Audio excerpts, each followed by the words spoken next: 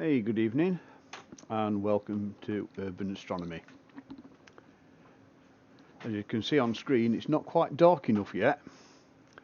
We're currently looking at the position of Atlas Y4, or what remains of Atlas Y4. I'm just going to swing over for confirmation onto Capella. So if we've got Capella on screen, we should be pretty close to where Atlas Y4 should be. Right, I'm just slewing across now. Yeah, there's Capella. And it shouldn't be... Oh, look at that. Look at that. So the go-to is pretty accurate. Unfortunately, I don't think it's quite dark enough yet, because Capella is really bright at magnitude 0. But Y4 Atlas, because it's been breaking up, is somewhat less than that. So we might be struggling this evening to grab it. A Genius, Samurai,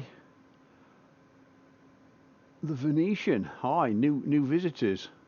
Laura, welcome. Everybody, welcome. Somewhere in the middle of the screen is Atlas Y4. Unfortunately, it's not quite dark enough yet, and I've only got about 15-20 minutes before it drops below my immediate horizons. You've got important information, please share.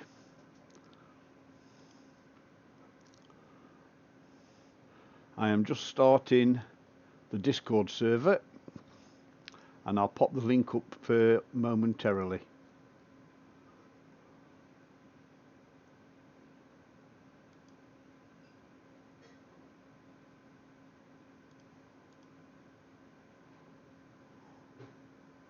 Hey Jaden, welcome mate.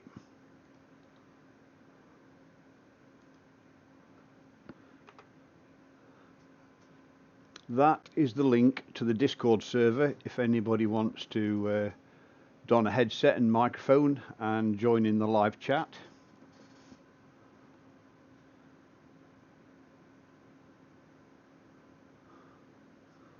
A European Space Agency spacecraft will collide with Comet Atlas.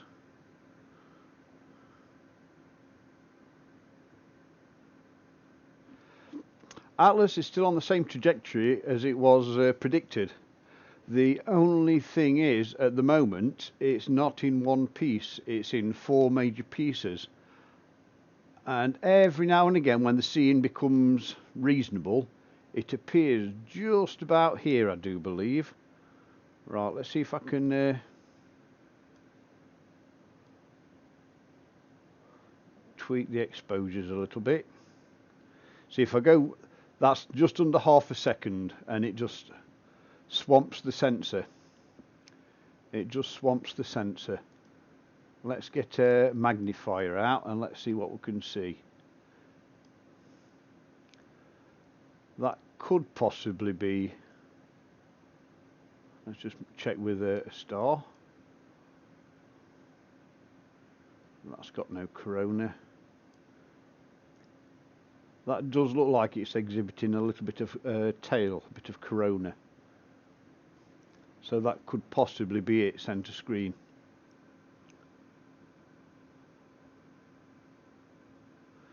New Scientist. Right, I'm going to have a look up at that article in a second. Right, let's go back and see if we can tweak the exposure a little bit more. Now, it's not dark enough. It's not dark enough.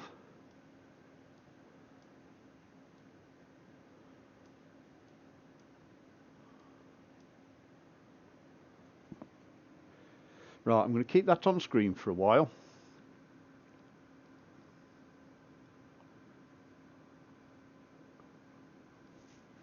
It's going to do a fly through the tail. Interesting. Interesting.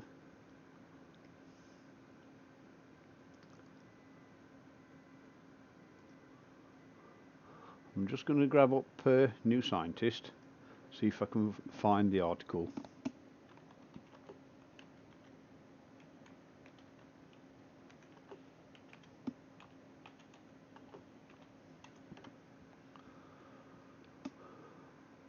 Might accidentally fly through the comet tail.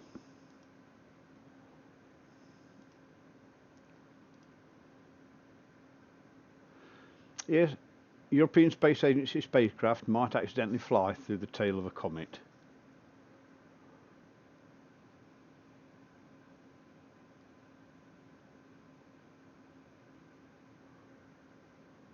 Right, let's just bring the article across, and I'll show you why it's becoming difficult for us to locate it. I still believe that could be it there, although there's a slight smudge. Right, this is the article.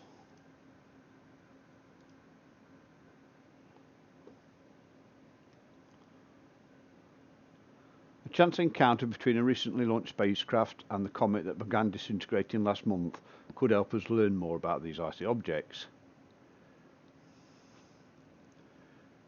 It'll be passed behind the comet Atlas at a distance of 30 million kilometres in a matter of weeks.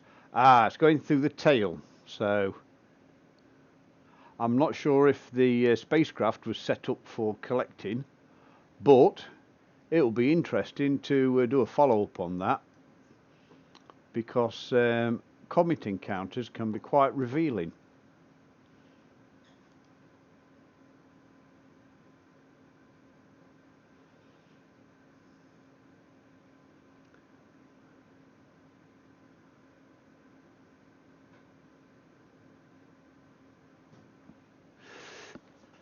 Yeah, you can see it's starting to get darker, as in the overall brightness of the screen at the moment.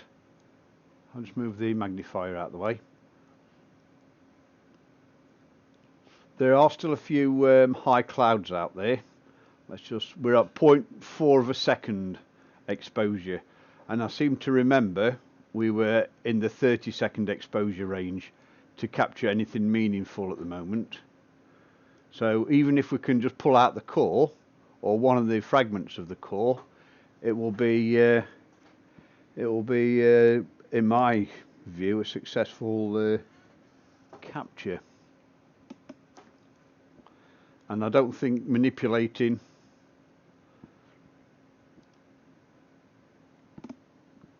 this is going to give us much well, very much extra detail or data.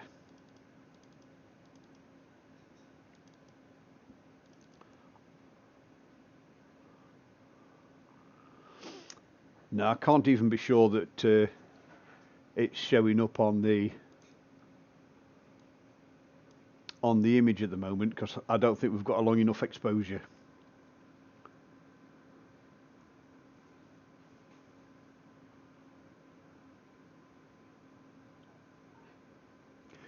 Yes, they can intercept, but whether it was a dedicated mission to go through the tail, according to that article, it's a chance encounter. It wasn't planned. And I think part of it might be due to the disintegration of the comet. The coma and the tail has become so widespread, it might not be able to avoid it. I don't think they would deliberately send a predefined mission through the tail of a comet for the chance of damaging the original mission. The only reason I could see of sending a spacecraft into the tail would be A, to deliberately collect some particles of the tail, B, to follow and observe, and C, to get some really close-up images. But it doesn't look like any of those options. It does say a chance encounter. But either way, if it does go through the tail, they should be, depending on what sensors that are on board that spacecraft, they may be able to get some data that wouldn't normally be available. And let's see if I can just up the exposure, because we're still just over half a second. And it's starting, which I think we're about to get to 1 second. Right, I think we're back onto the main scale now. These are 1 second exposures. I think we can start probing a little bit harder. That's 2 seconds. That might be a little bit much. Let's see if we can compress the spectrum a little bit.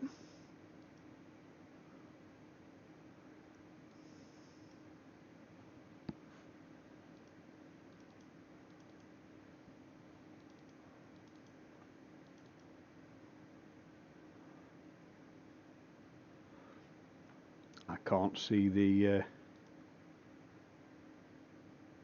is that piece there?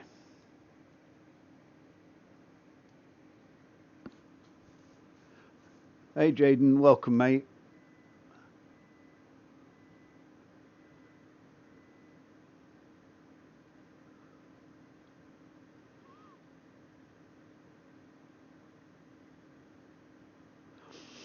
I don't think they do keep it quiet. The European Space Agency, if you read the article, that spacecraft, it does indicate that it's a chance encounter. And if it was a deliberate encounter, they would announce a mission to the comet. Something like that would get a lot of interest from other scientists for the potential data that the mission would reveal. I don't think they'd send a mission up there that was not prepared. Because look at all the preparation they put into that probe that went past Pluto. And the amount of data they got back, which they're still examining. So it's not, I don't think it is a planned mission. What does it say about that actual mission? That Hubble Space Telescope, that European Space Agency's solar orbiter will pass behind the comet at a distance of about 30 million kilometres. The spacecraft, which was launched on the 10th of February, may pass through the comet's two long tails.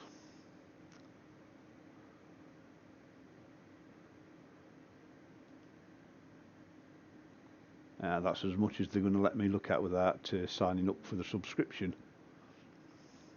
So yeah, Solar Orbiter is an ongoing mission. So if you look up Solar Orbiter, let's see if I can find it on here.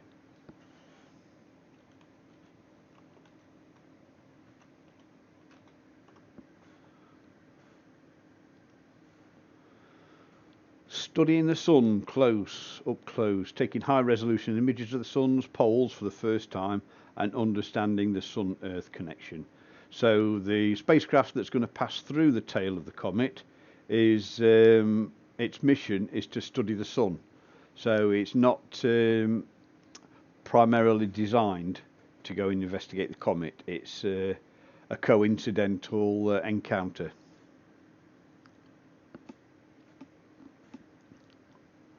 So let's just see if we can increase the exposure a little bit more.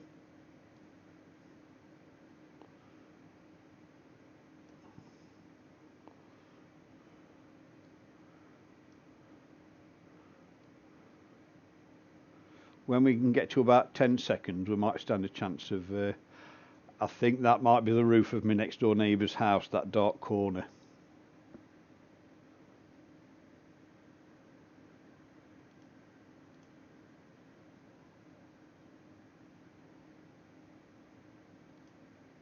Yeah, that's the corner of my neighbour's house. So I'm not expecting to be able to pull any data out of it. But while we're in the area, let's see if we can just pick it up.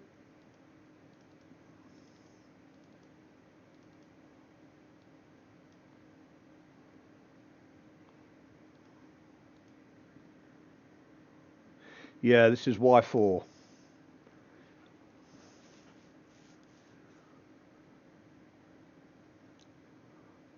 With the Earth's rotational axis changing due to seasonal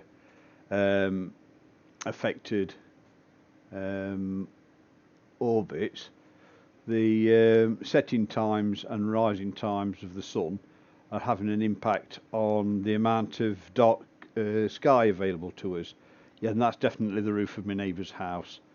So I don't think there'll be anything meaningful from Y4 this evening.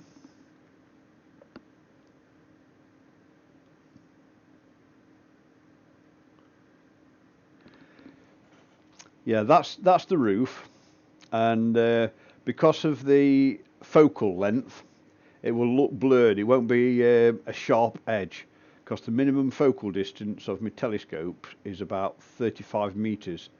So anything closer than 35 meters will be a blur, and it just won't pick anything up.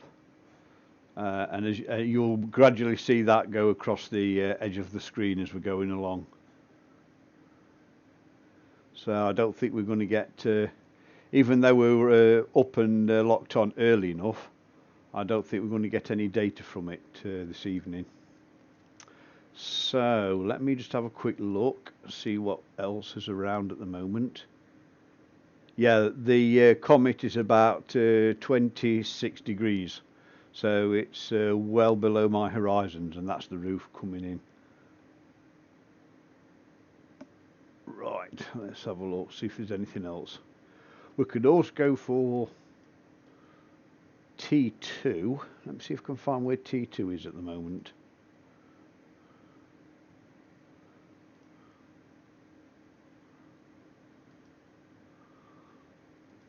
I'm just going to locate the track of T2, see if we can land onto that. That's within my horizon at the moment.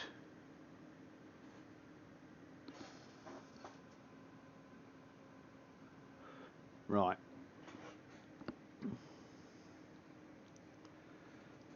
Just before that gets too overpowering, let's go and pick a close star. TYC 4381 220-1. Right, I'll go and have a look at that. That's roughly where T2 is. Let's go to this bright star here, 2249. Yeah, that should be within range. So let's just send the scope over there.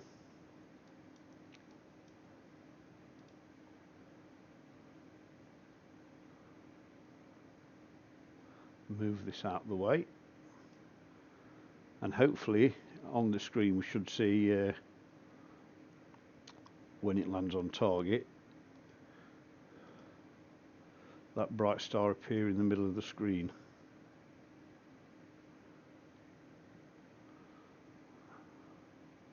That might have been it just passing to the side.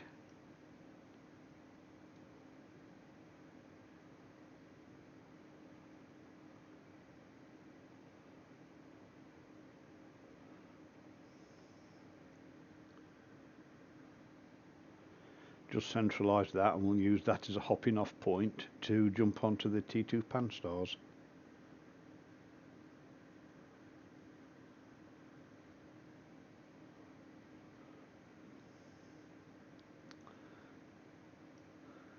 Bear with me, just going to check up on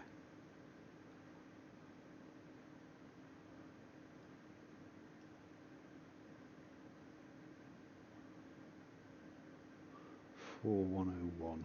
Just bear with me a second.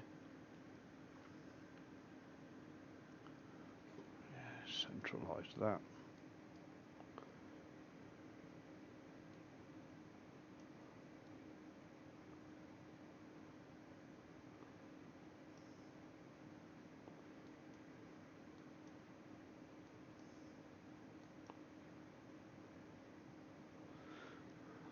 Right, just lock onto that bit. Just bear with me just for a few seconds while I get these coordinates in.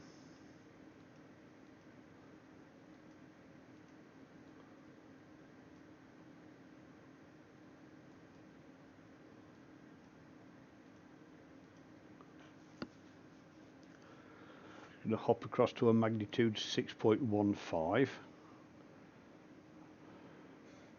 That's the one to the left. Just going to bring that in.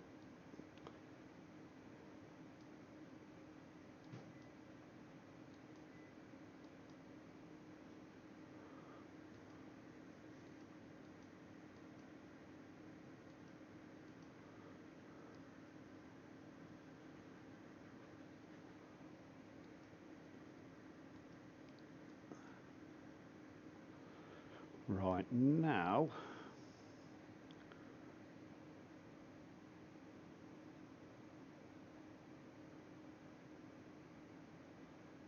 let me just increase the exposure to 10 seconds.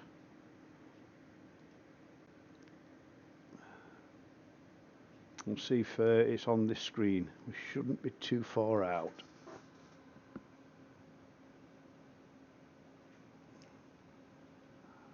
Let me just get the reference star again. 4381221.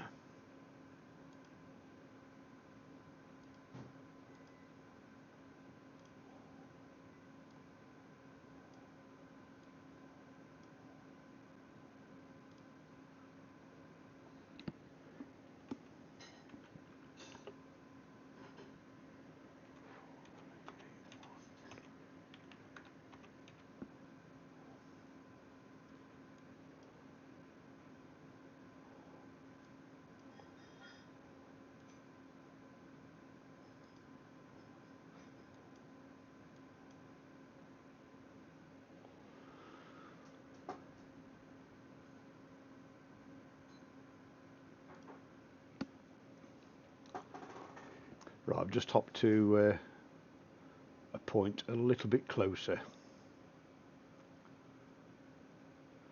I'll leave it on 10 seconds for a while and we'll let the scope settle down from its jaunt across. And there it is. There's the comet. So let's just bring the magnifier in. That's T2. I'll reposition it somewhere up here, because down this side when we get to longer exposures we tend to get a little amp glow from the sensor. So I'm just going to reposition that somewhere top left of center, just here. So if I bring that star to where that one is, or somewhere around there. Right, I'm just going to drop exposure down to 1 second.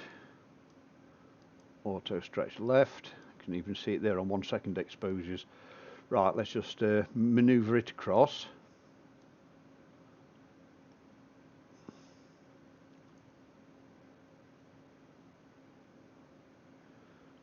And then we'll be able to manipulate it somewhat.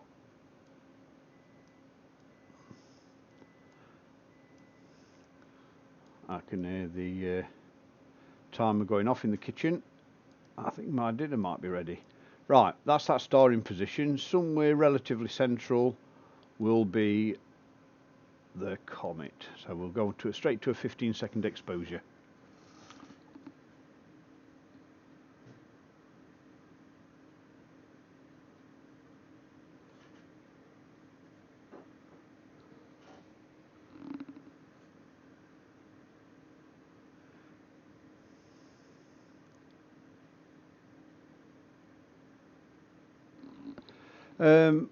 There's plenty of debris fields from past comets, and the Earth is always passing through them at some point or other.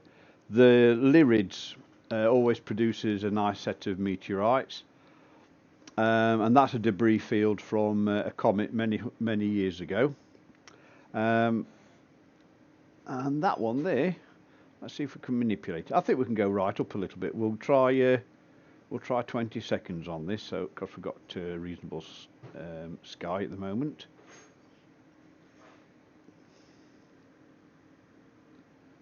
Hey Crispy, welcome mate. We're not looking at, I'm going to change the title. Y4 is a little bit low, so I'm going to change the title. So we're going to be tracking with T2.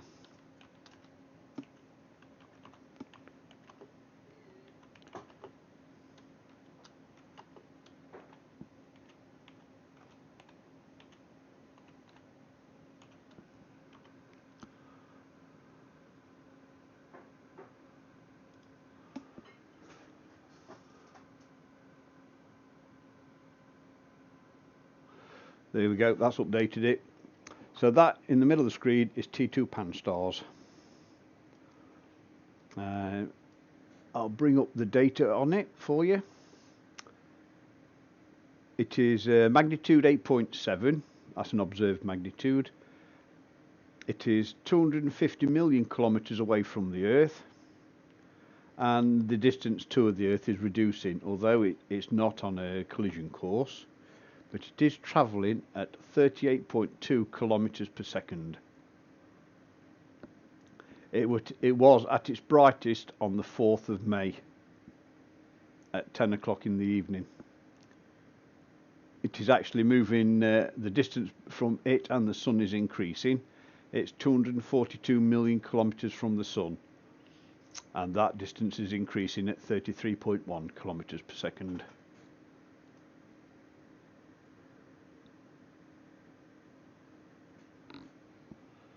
So there it is. Let's just see if I can do a stretch, and let's see if we can tweak a little bit. Although we're not trying to find any fragments this time, I'm just trying to pull out a little bit more data on the tail, because it has got a slight coma and tail coming off in this direction.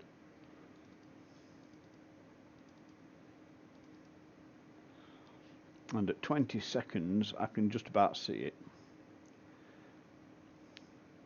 And as usual, we're still suffering with a little bit of wind out here, a little bit of blustery conditions.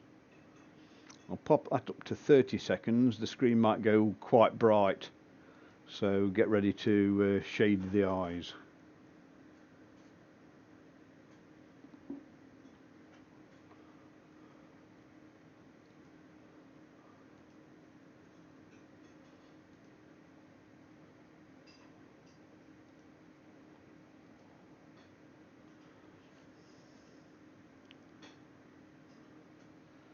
Right, okay sweetheart, there's a distinct tail coming out there.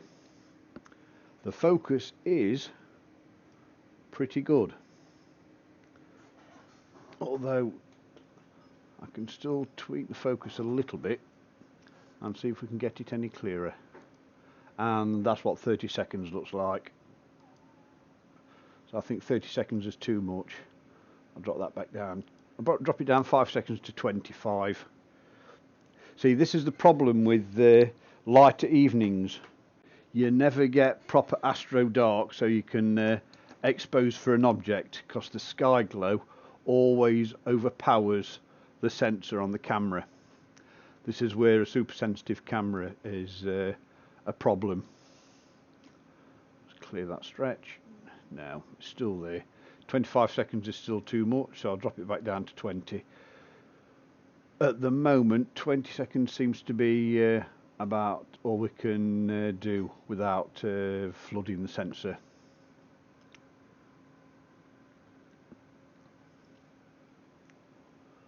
So here it comes. Yeah, that's 25 seconds. That's about the best we can expect for the moment.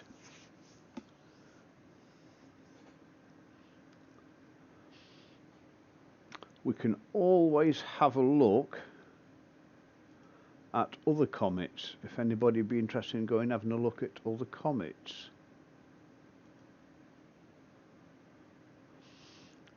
I'll have a quick look and see what's within my horizons at the moment.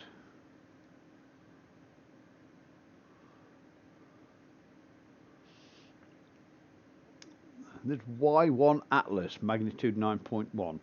That should be findable, and that's in the Big Dipper, Ursa Major. So there's that one as a possibility. And the more challenging ones, magnitude 13 in Virgo.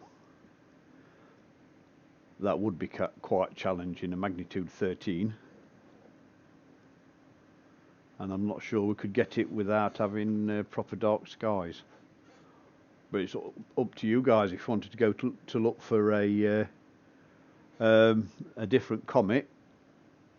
Just bear with me. I've just had the call to arms. I've got to arm myself with a knife and fork for a few minutes. I'll leave the comet on screen. I'll be monitoring chat. How much did my equipment roughly cost? Well, let me just pop it up on screen, and I can give you a quick rundown.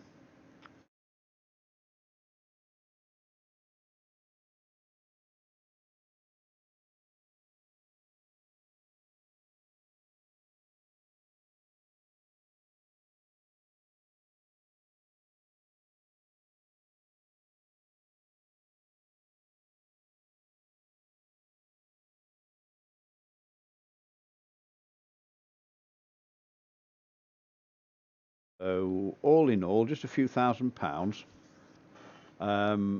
but it seems to be doing a pretty good job. A pretty good job for such a small outlay. I say small outlay because people's equipment can be exceedingly expensive, prohibitive to getting into the hobby, and it can spoil it for people. The other side of that coin, if you buy too cheap, you're always disappointed and you can't understand why you can't get things. When you see these advertisements saying 3,000 times magnification, it would mean absolutely nothing unless you could focus it and the quality of what you can see is good. Proper scope, yes, it's a fairly standard amateur scope. It's a 300mm Newtonian, and a lot of the equipment I'm using I've actually built myself. Right, just bear with me a few moments, otherwise there'll be a body just sat at this screen with a knife and fork in his back because I didn't go and eat my dinner. So I shall be back shortly.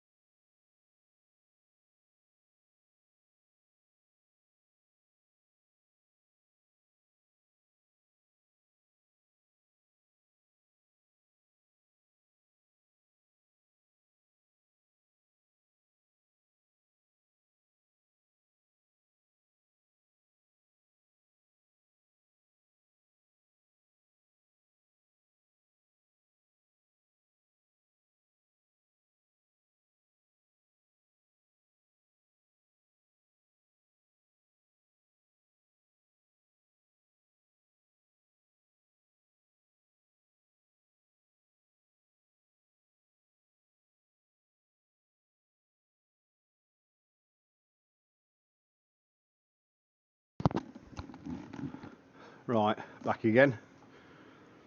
Sorry about that, but when daughter cooks food, we might to leave it unattended. Right, suitably refreshed now. Let's have a look. I'm going to tweak the focus a little bit. That's not quite sharp. Another indication is we've got the light diffraction lines coming off that bright star there. You can tell when you focus because they're nice and pardon me, nice and crisp.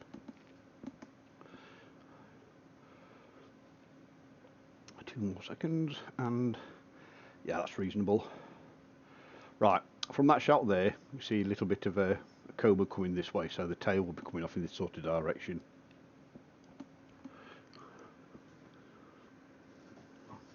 Yeah, all done, been fed, daughter's been looking after me. Right, did we want to go and have a look at a different comet? There's that magnitude 13, which would be possibly as bright as these smaller stars here. That would be a challenge and a half to pick up. Bear in mind this one's magnitude 8.7, and we hopped onto it pretty solidly. Let me have a look where it is on Stellarium. I'll bring the Stellarium up and then bring up the tracking software. It's 13.2 observed magnitude. Let's have a look at it on the tracker. Oh dear, it will be a challenge to pick that one up.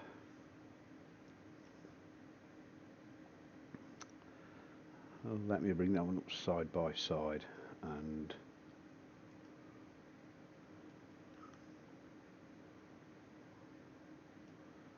search window.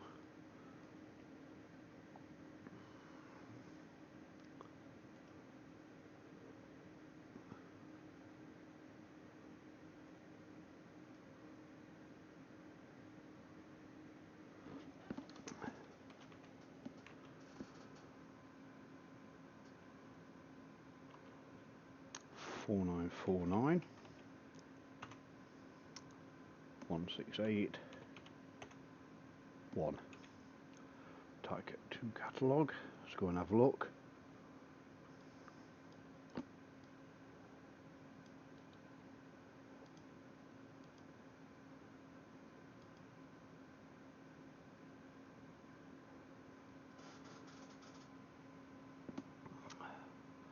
Superwind Galaxy, Dust Devil Galaxy, and Porrima.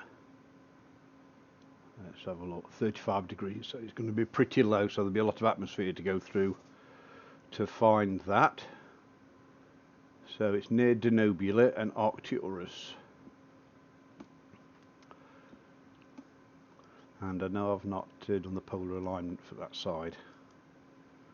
So let's bring that back up.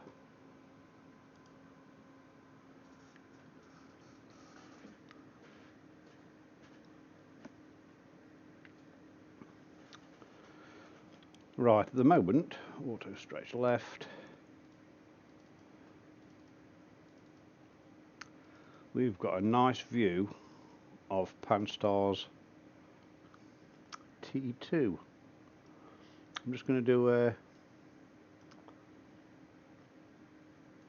an imaging plan on it while we've got it, because it is pretty clear. I've got to edit that because 30 seconds is way too much. 20 seconds, update current. Okay. Right, I'm just going to start that. Right, for the next few minutes, we have 10 exposures at 20 seconds, which should take us to just after 10:31. So just 10 exposures on that, and I'll stack them up later and see what they look like. Hey Louis, welcome mate, welcome. T2 PANSTARRS at the moment. Y4 is disappearing below the horizon before it gets properly dark. So it's not a reasonable target at the moment. So we're just looking at another comet. And possibly we might swap over to one that's going to be a little bit more challenging.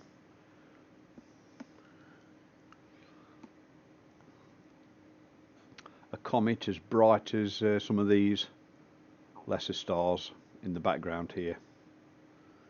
Whether that would be interesting to anybody. Or we could go for another brighter one. There's another brighter one available.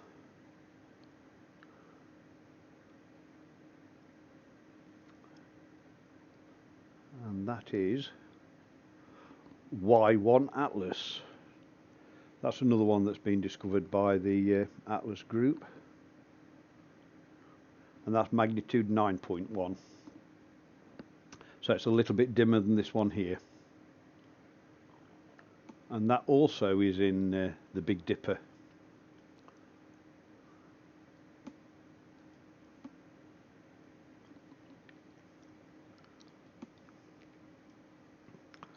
Well, I've got the whole weekend off. Weather permitting, in the afternoon we'll be doing a bit of solar observing and looking at the solar disk and some of the surface details where possible. And also I will be putting the new planetary camera on the big scope with a 2x Barlow, possibly a 3x Barlow, and we're going to do some proper exposures on Venus. We're going to get some data on Venus, stack it all live, and see if we can get a pretty reasonable detailed image of Venus. So that's going to be a Saturday, hopefully Saturday afternoon, a few hour stream. So if anybody's interested in that. And in the past, when I tested out on Venus, it picked up the planetary colour quite well. So that should be quite an easy task for the weekend. Anybody like to join in on that one?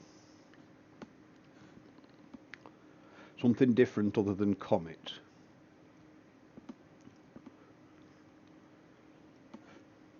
Might even try for Mercury, because Mercury is pretty close to the Sun, and it's a little bit tricky trying to get an image of that without damaging the camera, because just accidentally grazing the Sun with a 12-inch telescope, concentrating all that heat energy on a small sensor, would ruin the camera in 0.1 seconds flat, which is not something I would like to do. So depending how close Mars, Mercury and the other planets are to the Sun, we might have a go at capturing some of those as well as Venus.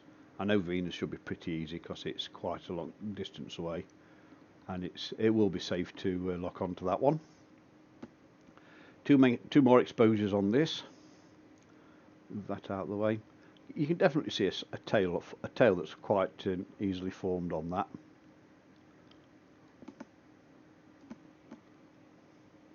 And if we check the focus on there, just a little bit out on focus.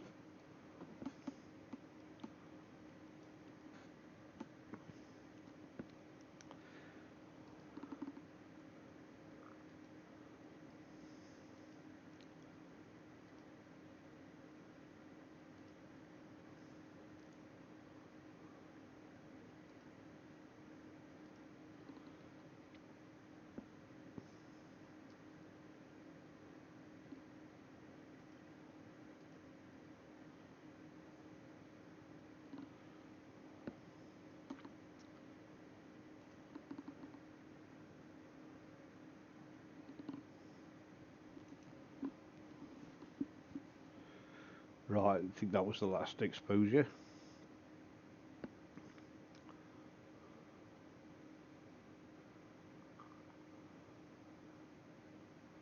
I know this is the last one. Right, did you want to stay with this comet, or did you want to go and have a look at a different one? So we try something a little bit more challenging. I shall bring up the data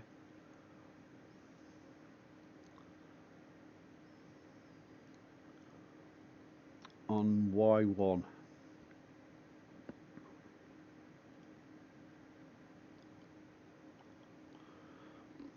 Right, that's the current position. That's the current position of Comet C2019 Y1 Atlas. So there's quite a few galaxies nearby. The names in red are galaxies, and we could always just move slightly off target and pick a few galaxies up. So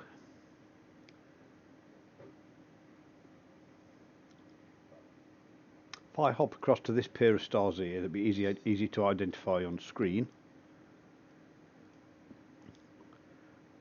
That might make for an easy location. 50975.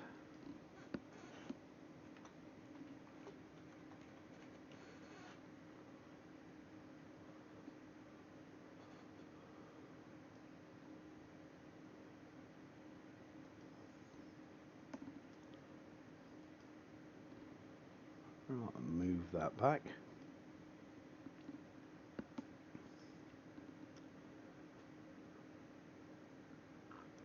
I'm at work tomorrow, yes. 7:30 in the morning till 3:30 in the afternoon. So it's an early shift, so I'll be closing down about midnight-ish, depending if we find anything interesting. So do you think we should hop across to Atlas Y1? Give me an indication in the chat, please. Shall we shoot over to Y1, see if we can find that one?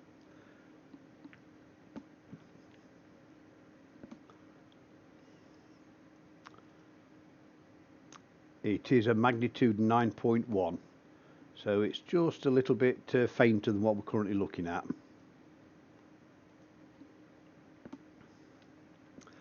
And it will be another comet for the evening, so that'll be 2 comets for the evening. And also with the Y1, there are a few galaxies nearby. We could just adjust the exposure a little bit and see if we can pick up a galaxy or 2. So yeah, vote if you want to vote. If there are 7 people watching at the moment, if I get 3 yays, I will shoot across. If not, I can stop on here and we'll keep observing T2 for a while.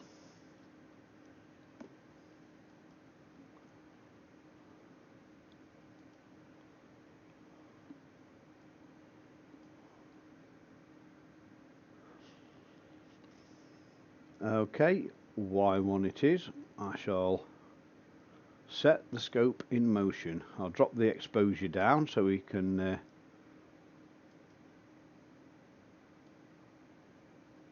look for. You can see how the screen's just got a little bit darker there, because the sky is getting closer to the theoretical astro dark. Right, I am slewing across now.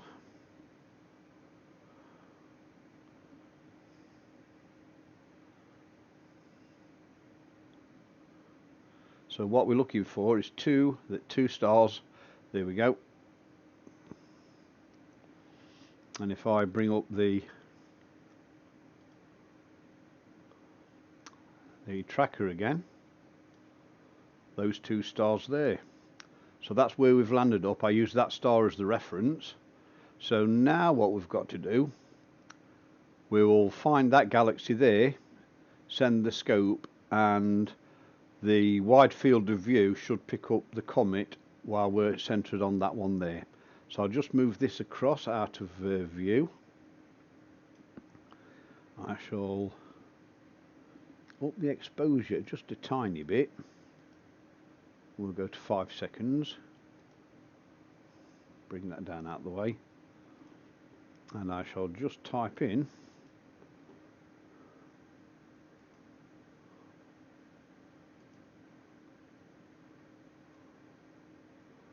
the name of that galaxy we're looking at.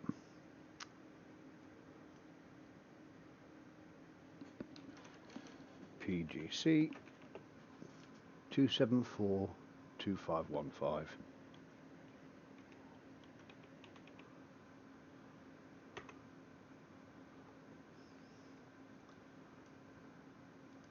So it's not actually too far from this actual view. Right, just a slight movement and it should be a galaxy far, far away. Right, let's up the exposure to 15 seconds and then we'll get ready to press some buttons.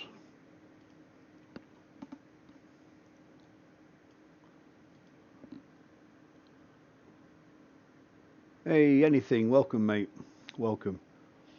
We've just hopped across to the approximate area of Y1 Atlas. I think it's just there. On my screen, I think it's just there. So let's just do an auto stretch. Oh, there it is, look.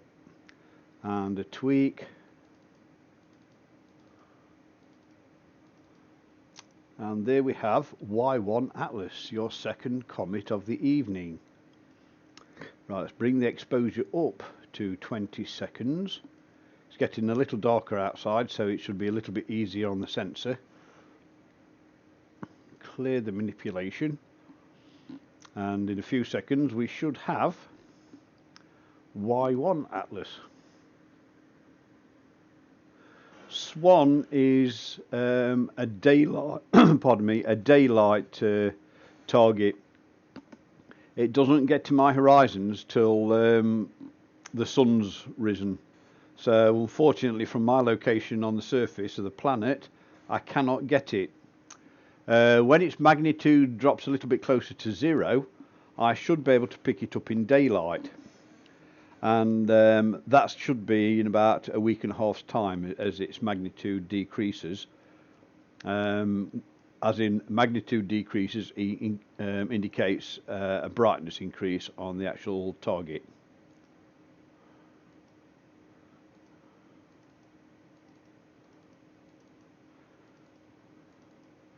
So that is Y1, and that there is the galaxy, I do believe, and there's a galaxy there as well.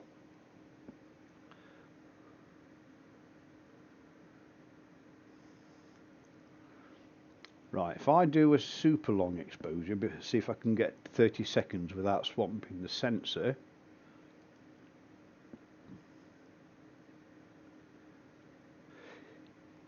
There's a chance I might go live if the skies are clear. There's no point in going live if there's nothing but clouds. And the weather forecast, I can bring you up an indicator of what the weather's going to be like. I can show you it live as we are right now while that exposure is going off. That's the time now, 10 o'clock, and the current state of the moon. A little bit of wind which keeps causing us a few issues. So that small narrow piece of black there is true astro dark. Tomorrow it's from 11 o'clock in the morning, all red, so there's nothing tomorrow morning. Nothing till 6 o'clock Thursday night, but only for a few hours. And it's only Tuesday when the next opportunity of clear skies, and that's during the daytime. So Saturday there's a chance in the early evening. So solar viewing might all depend on how the weather changes as the weekend develops. Y4, we looked at it earlier on in the evening. That was just dropping down below my horizons of 30 degrees. Because of my position, the skies weren't dark enough to pick it up. Because it's magnitude 8.7 to 9.7, the skies weren't dark enough for me to pick any data up of it. And even now the skies aren't properly dark, and that's magnitude 9.1. That comet there is magnitude 9.1. I can't say if I'm going live tomorrow or not because I don't know what the skies are going to be like. Because if the skies are dark and covered in clouds, there's no point. There's no point. So let's just clear that stretch. I think we can go for something a little bit longer. So let's have a look at 60 seconds.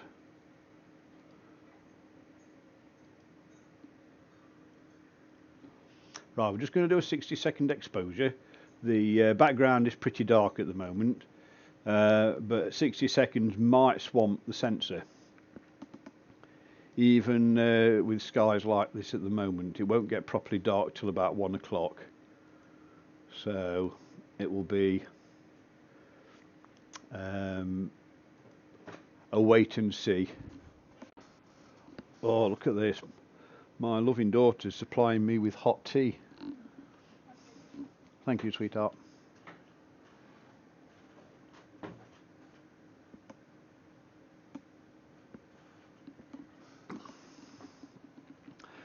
But with the unpredictability of British weather, it could be bright sunshine in the afternoon tomorrow after I finish work. And in that case, I would be going for live shots of Venus with the 224 planetary camera, and that's quite a nice shot actually. 3 times Barlow, so we'll try and repeat what we had earlier on when I first got the camera and get some high detailed shots. Right, let's just tweak this a little bit, and I might even increase the exposure a little bit more.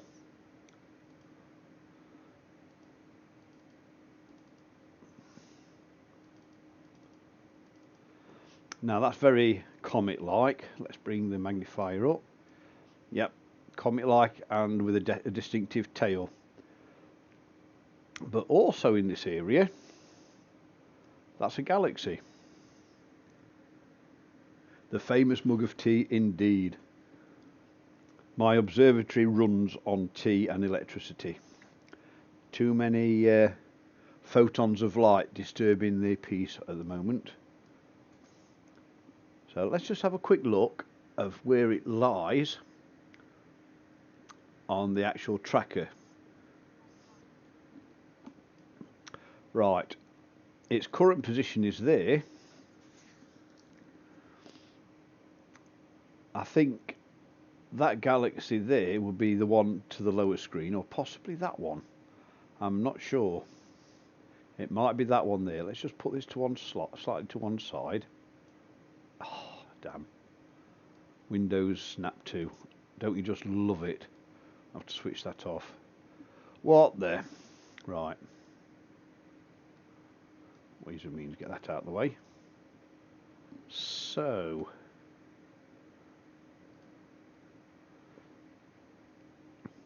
right, the comet's there. So that galaxy will be that galaxy just there. So we've got that comet there and that galaxy. There's one just there, which could possibly be just off to one side. I could reposition and have a look for that.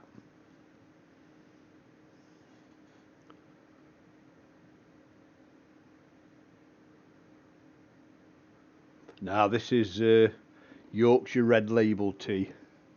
This is wake up tea to keep me on the ball.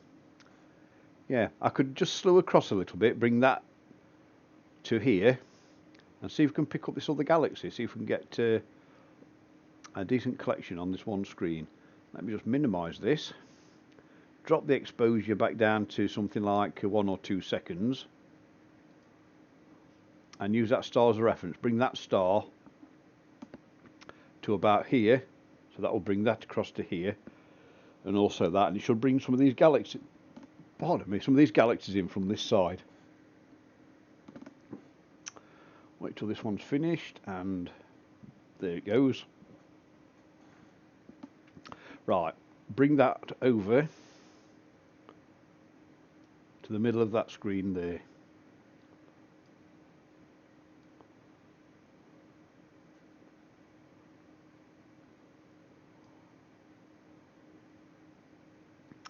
There we go. Now take the exposure back up to 60 seconds. I think we might be able to manage 90 seconds in a bit. Clear that. Move that back down out of the way. Comet should be somewhere about here. Galaxy down here, and hopefully a few galaxies across this side here.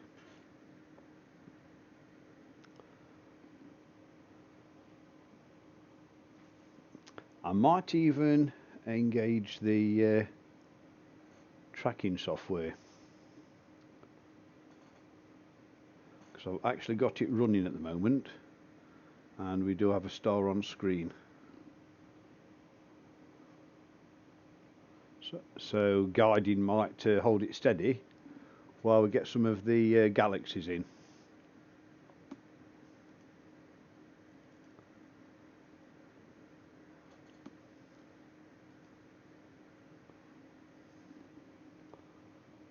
Here we go. Right, there's that one. There's another galaxy there. So that's 1, 2, and a couple just here, I think. So we've actually got 2 galaxies on screen that are easy to pick out. Right then, let's up the exposure to 90 seconds. I'm just going to set guiding off. See if that will lock onto that.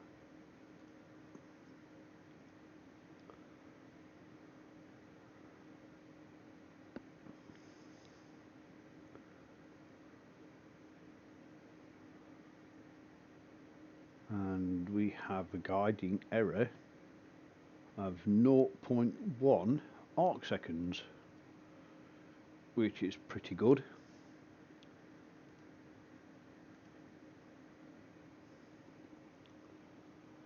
Just bring you the guiding track on screen so you can have a quick look of how well the guiding's going. Move that out of the way.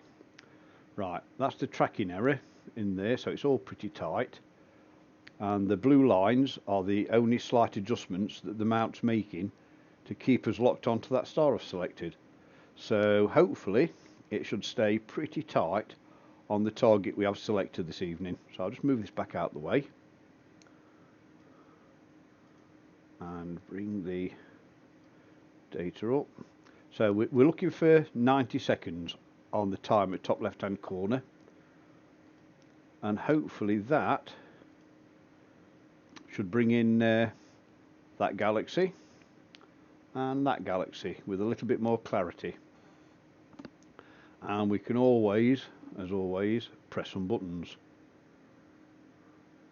Jaden, don't worry about it, mate.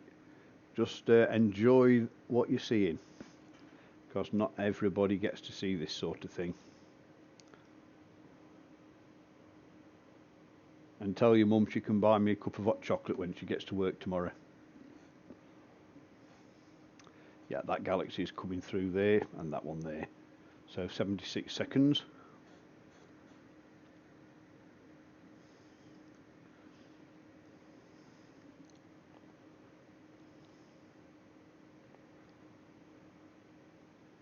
And here we go. Yeah, right, let's have a quick look. A distinctive fuzzy and another distinctive fuzzy. So 2 definite galaxies, and let's have a tweak.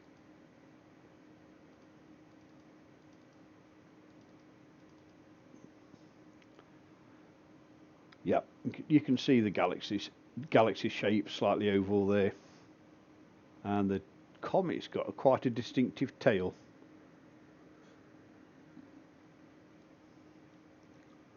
And there's a galaxy shape there.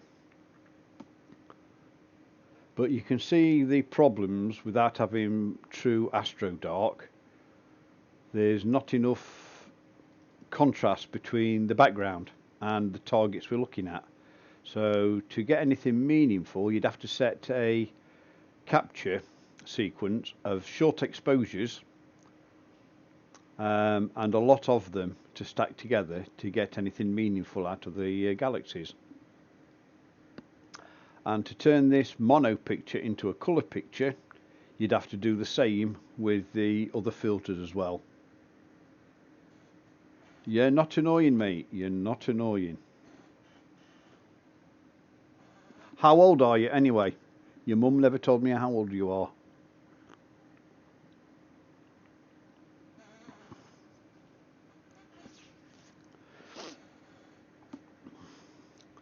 Because this is a child-friendly stream, so nothing to worry about.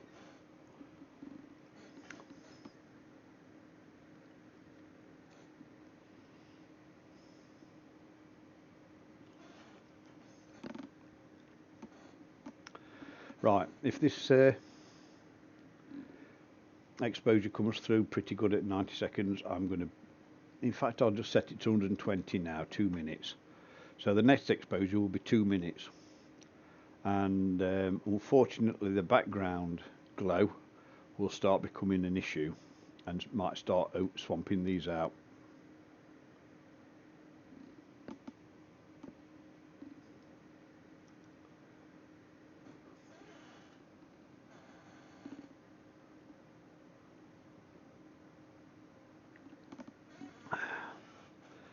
Looks like my daughter's gone upstairs to play on the PC. So she's left me all alone in the dark near the biscuit barrel.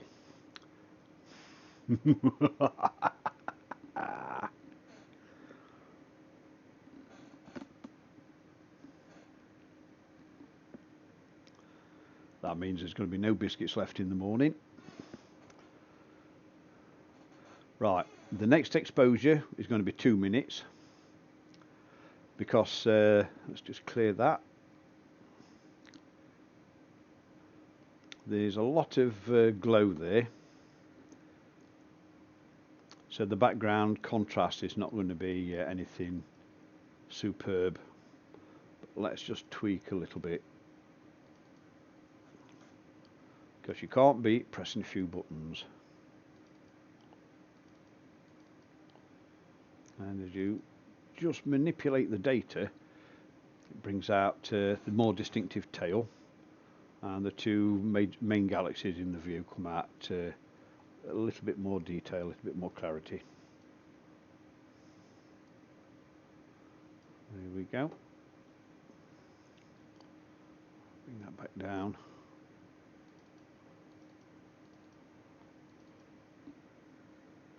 You're 13. Wait till you get back to school and tell everybody what you've been involved in.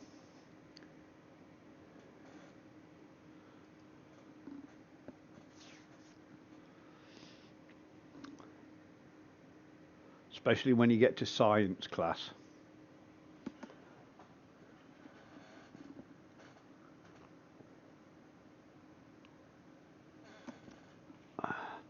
You can tell them you've learned about Yorkshire tea and how it powers astronomy in the United Kingdom.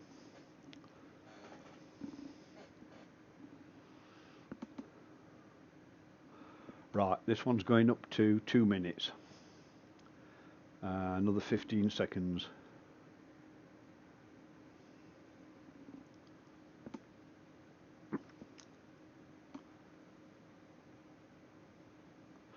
Right, you picked up a little bit of movement on that one there. The comet's looking a little bit stretched. Oops.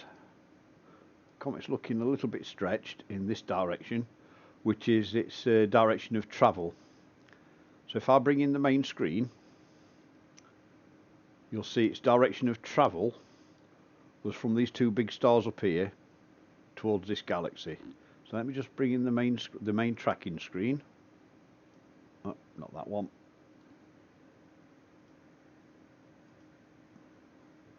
Where is it? There we go.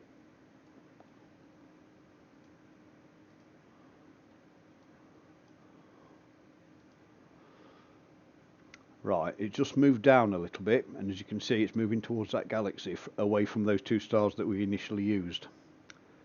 So, as the view on the main camera is, it's orientated pretty close to what we're seeing on the tracking screen. So, if we stay with it, in the next 2 hours, according to that, it will be passing really close to that galaxy. So that 2 hours, 1 o'clock in the morning, it's going to be pushing it for me to get up for work in the morning. If I stay with this till 1 o'clock, that would make a nice capture comet and a galaxy together. Right, let's move this back out of the way and keep an eye on what we're capturing.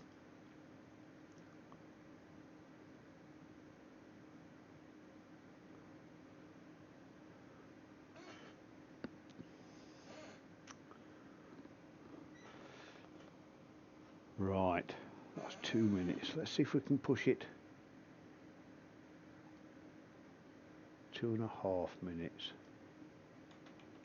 150 seconds. There we go. And let's clear the stretch. Right, I'm going for 2.5 minutes now. The comet will stretch in this direction. The blur will stretch this direction, and the tail will also diffuse a little bit in that direction. But also at 2.5 minutes, these galaxies should become a little bit more pronounced.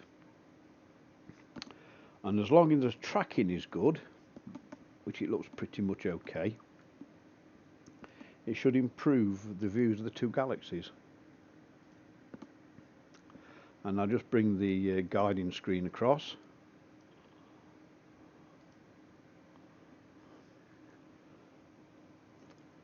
That means there are very, very few adjustments being made. The tracking is pretty good.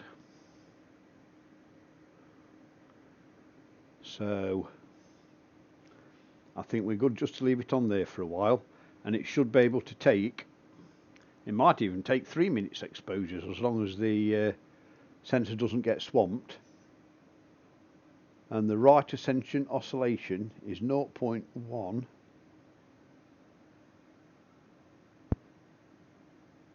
Wow, 0.1 arc seconds, which is pretty good. Right, let's move this out of the way.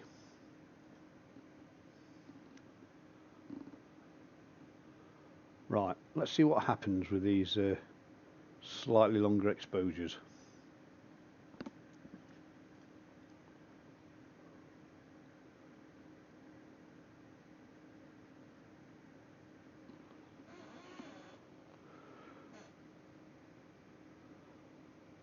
Right, so now we're going to be waiting for a 150 seconds on the counter in the top left corner. After this one, there we go. So that was a 2-minute exposure. So now we're going for a 2.5 minutes, and we'll see what sort of data it can pull out of these two here.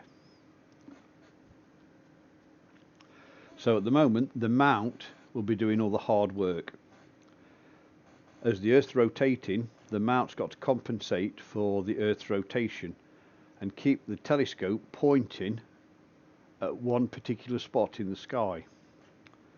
So with the super fine adjustments that you've just seen on the guide tracking, on the tracking screen, it shows you that the mount's really doing a pretty good job. It's doing very, very few adjustments. So balance is pretty good, and alignment is pretty good. So everything's working well together at the moment. It's not always like this, because if balance goes out a little bit, the scope becomes nose heavy or tail heavy. It's having to compensate all the time by making more of these adjustments. And if we zoom really close, we'll see how wild it is. Now, although that looks a mess, the actual adjustments required to keep it on target are very, very few. So from the top line there to the center line there is 1 arc second. So it's all within, between top and bottom, within 1 arc second of being spot on. So I'm quite happy with that. Let's just adjust that. So we'll be coming up to the 2-minute exposure in a minute on this one. And I better have another sip of my tea before it goes cold.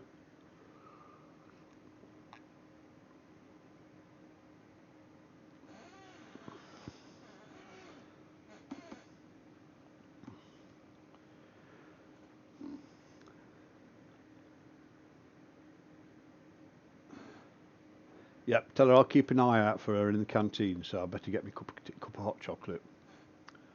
Right, here we come up to 2.5 minutes, and let's see what it does for us. Right, that is pretty good. So do you know what? I'm going to go for 300 seconds. Now that will make the screen go super, super bright. So So let me just pause, restart.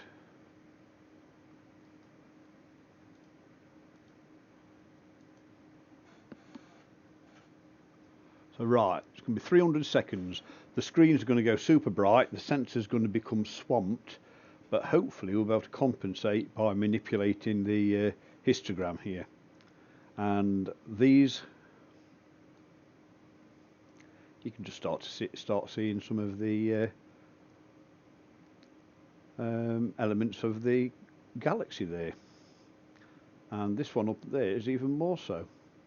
You start to see the oval shape and the arms of the galaxy.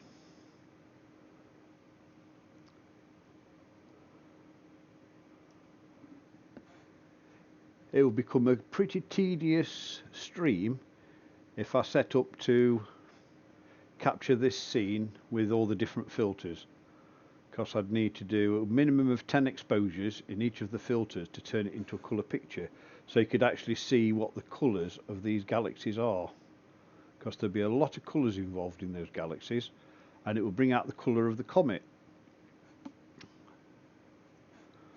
Also, if we do this over the weekend, I might put on the wide field camera, the Canon 5D Mark II. That will give you a super wide field but in full colour, so that might be a little bit more interesting, especially having colour elements coming up, because some of these stars will be different colours to just white blobs, and you'd probably see a little bit of colour detail coming out on these two main galaxies on screen. But the reason I use this camera is for its sensitivity. It can pull out a lot more data than the colour camera. The colour camera is nowhere near as sensitive as this one.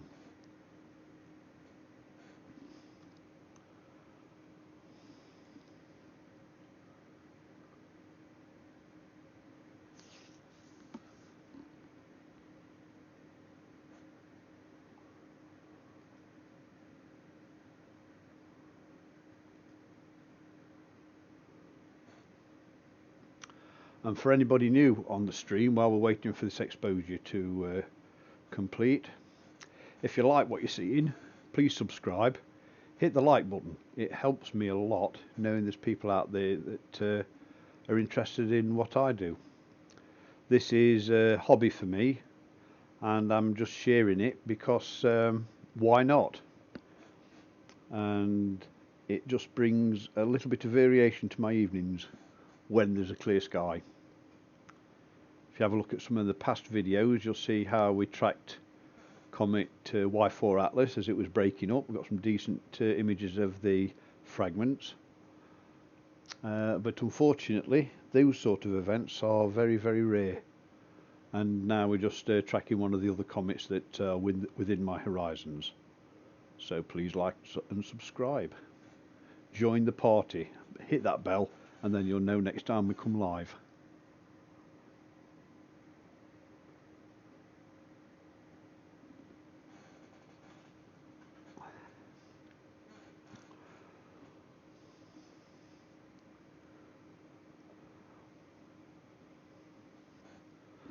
Right, a quick explanation what's going to happen when we get to 300 seconds.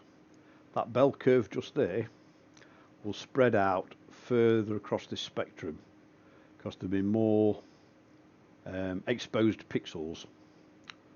So that's going to spread out across there, and then we're going to have to manipulate it by stretching, enclosing it a little bit, reducing the spread, so we can tame down the bright screen to see if we can pull out any more details. So it's going to be a little bit bright. If it's too bright, then I might go back to say 3 minutes or something a little bit less.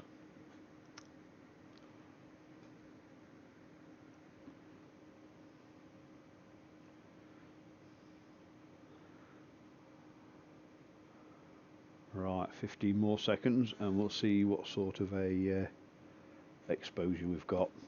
And again, the comet will stretch in this direction with the tail as well as the coma.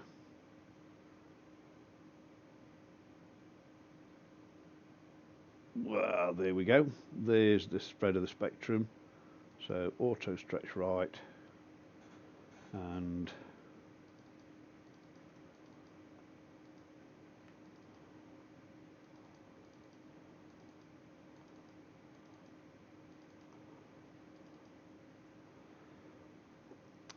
well, that exposure was a little bit too much, but at this moment in time you can see the galaxies coming through pretty damn strong. This is what happens when you oversaturate the sensor. So if I drop that back down to 200, stop the live view and restart it again.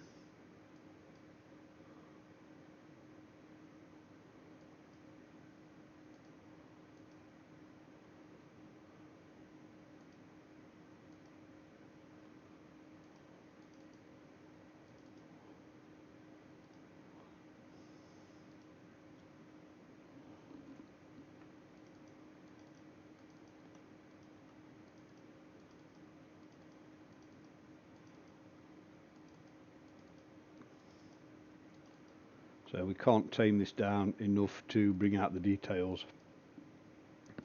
But what you can see is the shape of these two galaxies.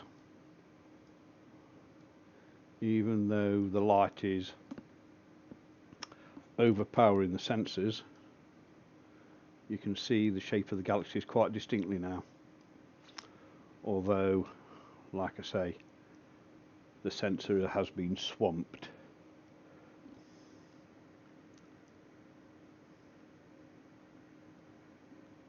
My job, I work on a checkout in a supermarket.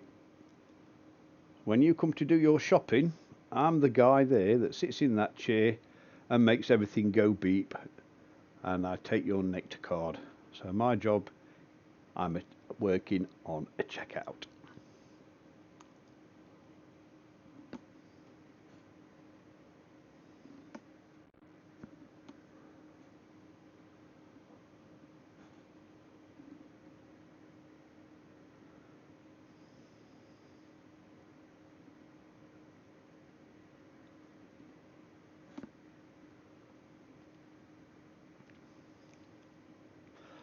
If anybody has any suggestions of other targets that you'd like to have a look at, leave them in the comments after the video, after the stream's finished, and I will review them tomorrow. And any that I feel that are going to be within my horizons and limitations of equipment, I'll probably set up.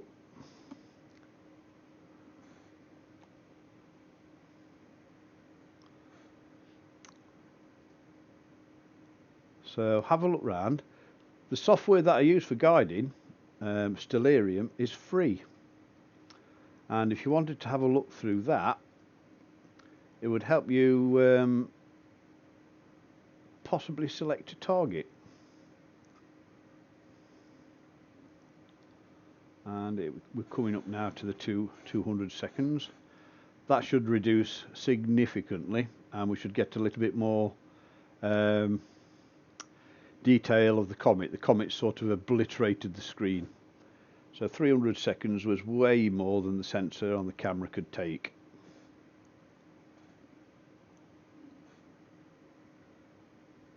Jaden, my job, I work on a checkout. I sit on a checkout and I work in the supermarket. And there we go. That's slightly better. You can see the distortion of the comet with the long exposure. Although the comet's not moving very fast, it's still fast enough to cause a lateral distortion in its direction of travel. The tail does not always point away from the direction of travel. The comet is moving in this direction, but the tail is sticking out in that direction. Normally the tail should be facing away from the sun. And if we have a look, still start seeing a bit. These would stack quite nicely to make a decent image. Took about 20 exposures with each filter. It would turn into quite a nice final image, but we'd have to compensate for the movement of the comet.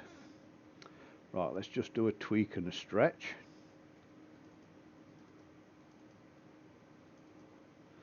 See the distinctive tail coming out this way, and also you can see the two galaxies just here being quite prominent. You can actually see an arm across there, look, on that galaxy, and a secondary arm going in that direction. So that might be a worthy target when that gets a bit closer. And that galaxy, a little bit of detail on the top and bottom sides, so pretty reasonable. And because this comet's not showing any signs of disintegrating, it's just going to be an ordinary non-spectacular comet.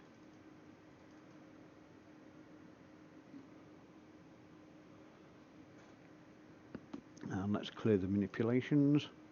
There we go. Let's stretch the other way, see what it... That really does push it too much.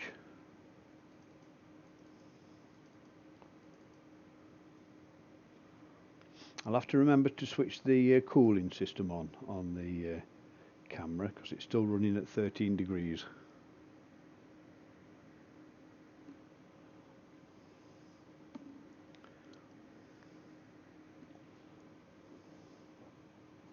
Clear that, there we go. Bring that back down out the way. Right, that's looking pretty reasonable. What time have we got? 10 past 11. 12 minutes past 11. Right, did you want to stick with this comet, or was there anything in particular you would like to go and have a look at? Let's have a look at what else is available on the comet tracking. So have a look at near-Earth objects.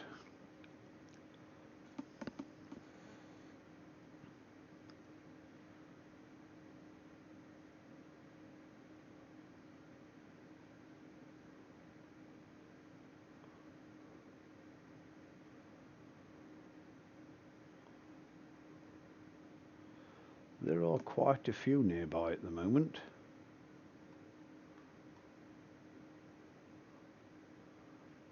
And there are even a few that are within my capabilities of picking up.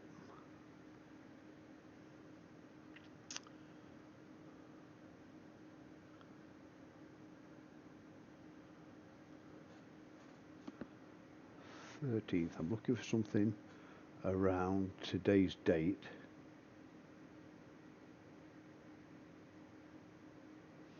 .3 lunar distances away.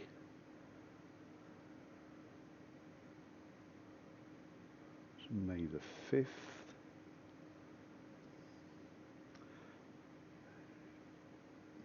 9th. 14th. September the 1st. 0.3 lunar distances away, so that's passing closer than the moon is to us. 121,000 kilometers away, which is, it's actually highlighted in red. So let me just bring you this screen across here and let you have a look at this. This might be this one here, kilometers distance from Earth, 121,299, and that's a third of the distance between the Earth and the Sun. And it's highlighted in red because that is a really close flyby, and there's no others that are highlighted in red. So that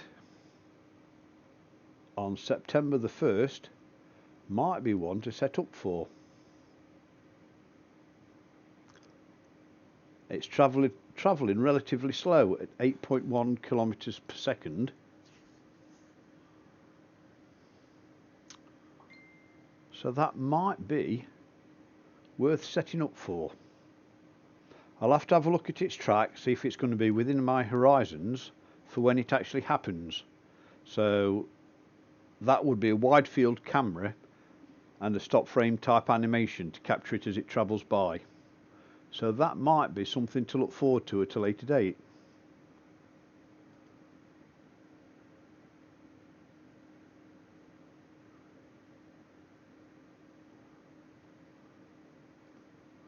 Right, who's sending me messages? My phone's dinging like an alarm bell.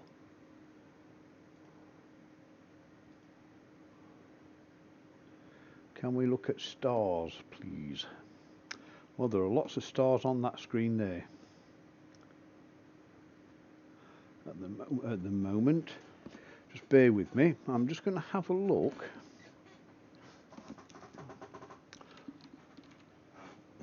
What's going to be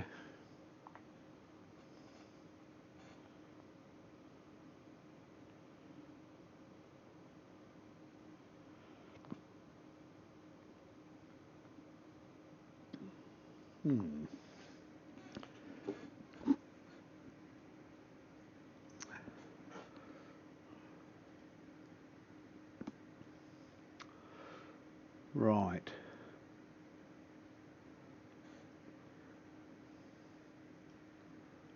From where we are right now, we're northeast of quite a few bright galaxies. And with the skies being like they are, it might be an opportunity to have a look at them. Although in black and white, it might be an opportunity to have a look at some of the details that we can actually pick up. And I can set up some live stacking software to bring out a lot more details than what you'd see in a single exposure. So that might be worth half an hour. Just bear with me a second. I'm just going to set up some parameters for this. Imaging.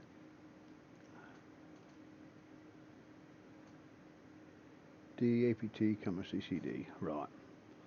I am going to go to that directory. What I'm going to do, I'm going to set up some live stacking.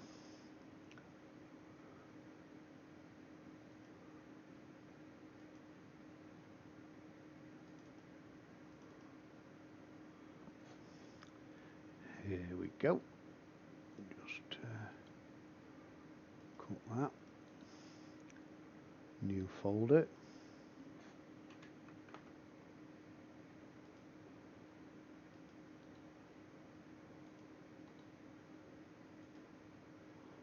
Maneuver them.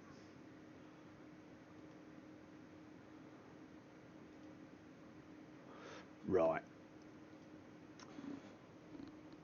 I am now going to swing across and hopefully pick up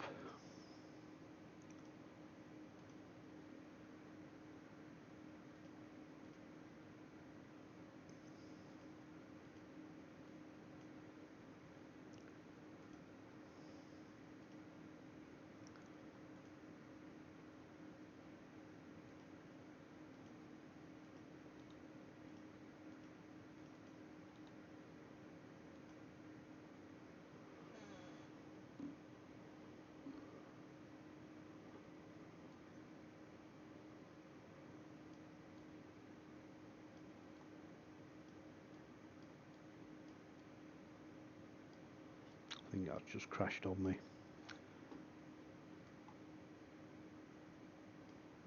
Bear with me a second.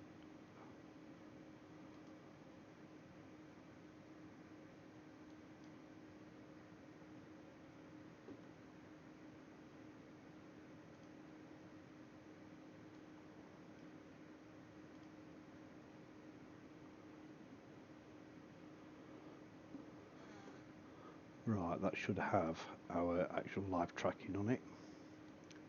Yeah, there we go.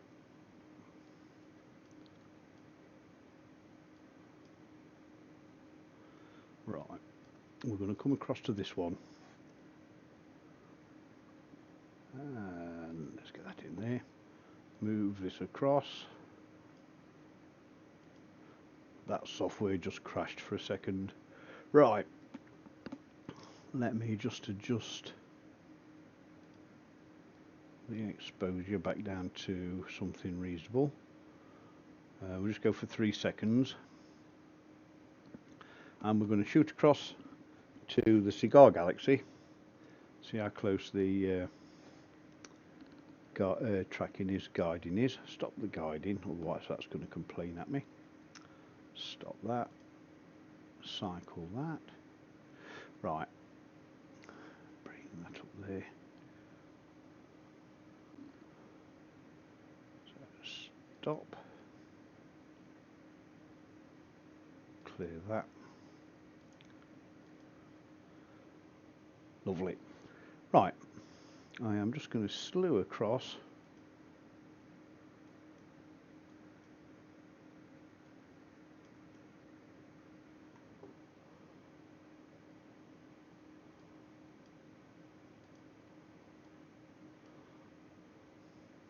There it is. Right, let me just manipulate that slightly to centre of screen.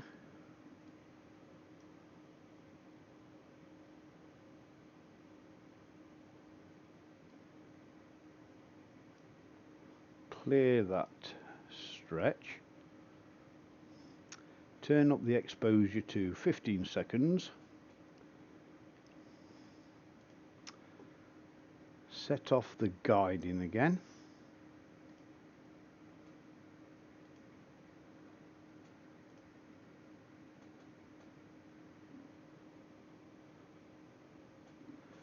Can go a little bit better on that. Let's try 30 seconds.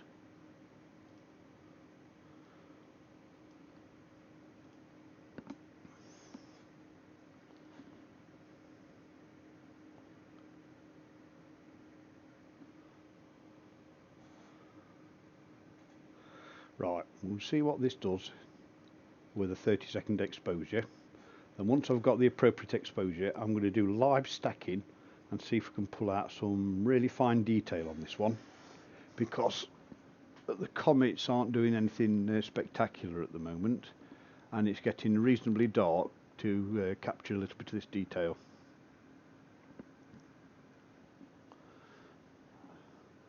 If it can go further than 30 seconds. Let's try 120.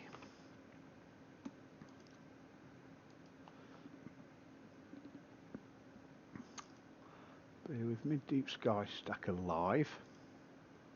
Right, that's the live stacking software.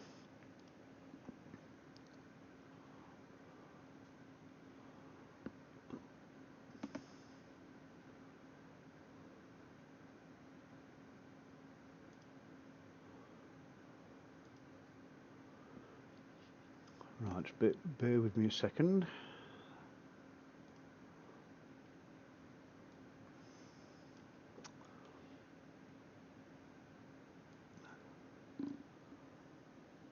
Right, we'll see how well this comes out at 120 seconds, and I might bring it a bit more close, a bit more central, because there might be a little bit more data to the edges of that.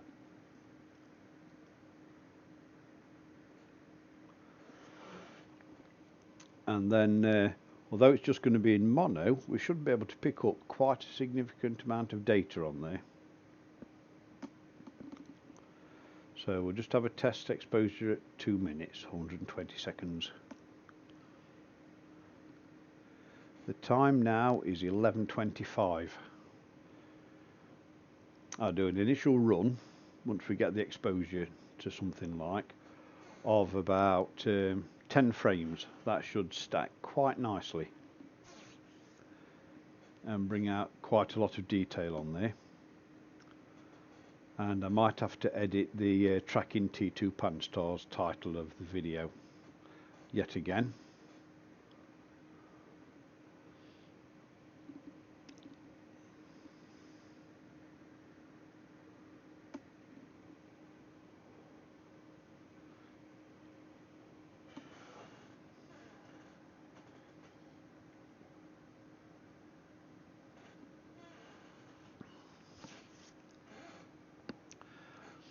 The live stacking software I'll be using doesn't account for filters, so I can't really expose in the red, green and blue and luminance filters and expect a colour image from it.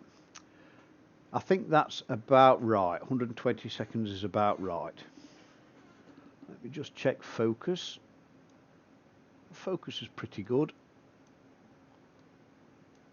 A little bit off there, but for what we're doing this evening it's going to be okay. Right, just drop that down to 1 second, stop the capture, and I'm going to move that to about here.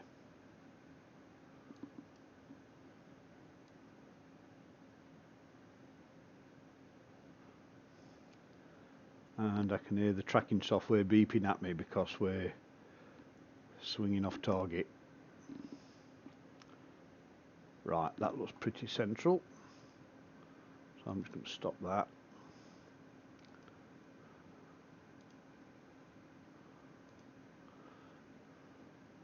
Right, so that was 120 seconds. Let's edit this.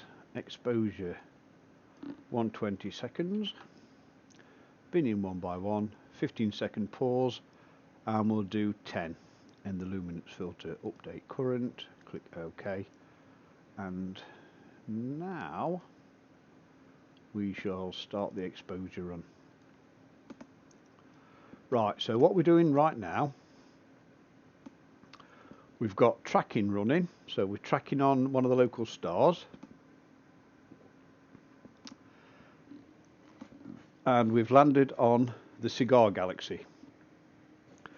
We're going to do 120-second exposures on that galaxy, which seems about right without going into too much tweaking and testing. And we're going to stack each image live as it comes in to improve the clarity. So by the time we've got 2 or 3 images stacked, we should be able to see a lot more detail in there. So this is going to be something different other than tracking comets. So let's just wait and see what we get. Genius. Are amateur telescopes improving year on year? Oh yes, definitely, definitely. There are quite a few different styles of telescopes depending on what you want to look at. My scope is a general purpose one. It does a little bit of everything. It's got a long enough focal length of 1500 millimeters that it can do planetary work, and it's wide enough to do wide field work. So it's pretty good at both of those, but it's a master of none. It's not perfect for any one particular task. It's a good all-rounder. And it also gets adapted by the cameras you use. With a planetary camera and the 1500 millimeter focal length, you can get really, really close to the planets. But with a wide field camera and a coma corrector, you can get really good wide field views of the galaxy. And there we go. So that's just one exposure. And if you let's press some buttons like we always do. Let's stretch right. Too much. Right, what I want to show you is the camera's sensitivity to the hydrogen alpha band. Right, if you look here, you can see just little bits of wispy gas coming out. And I've got a hydrogen alpha filter that would just bring those out with a bit more clarity and a bit more detail. So you'd need to filter out the other wavelengths of light just to bring these details out.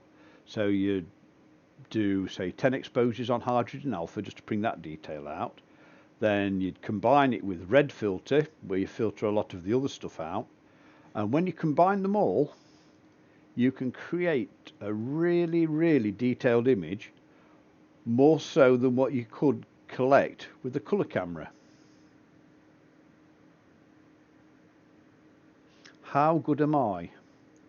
I'm not very good at all. I am a keen amateur. I press a lot of buttons. and I judge my performance by what I see on screen.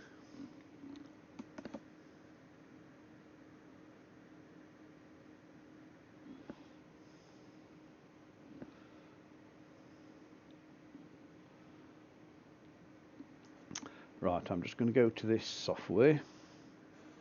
I am going to locate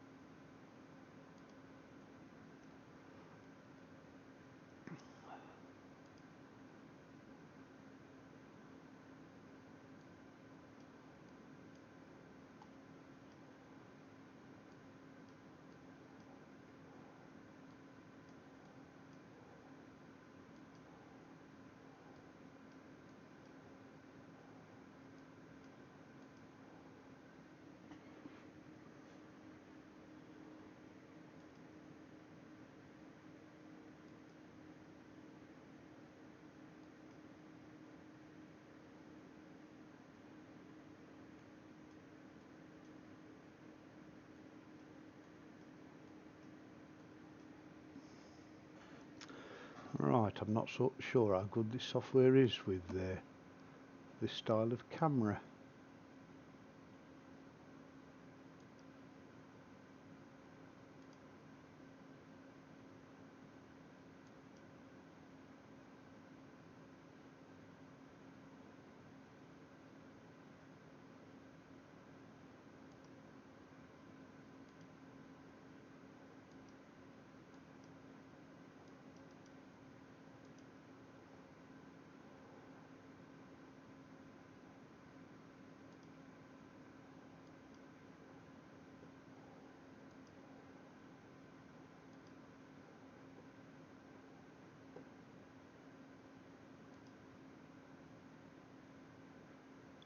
Right, I'm just setting that off.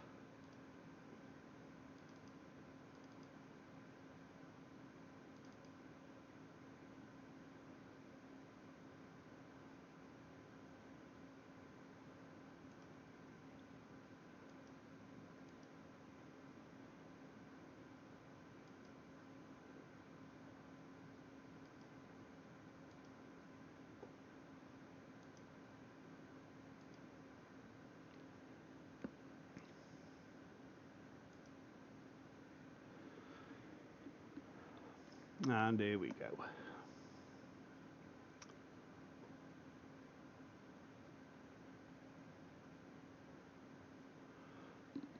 Right, if I bring the image across now, that is 3 stacked images together, and we should be able to bring a little bit more detail out.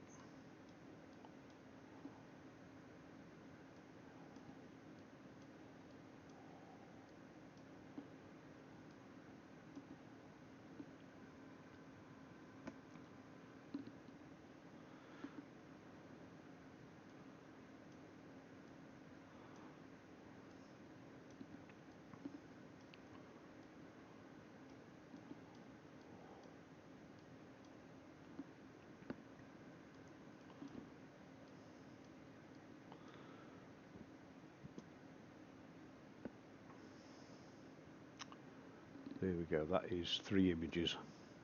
I'm going to move it out of the way so you can compare it to, oops, oh, I hate this Windows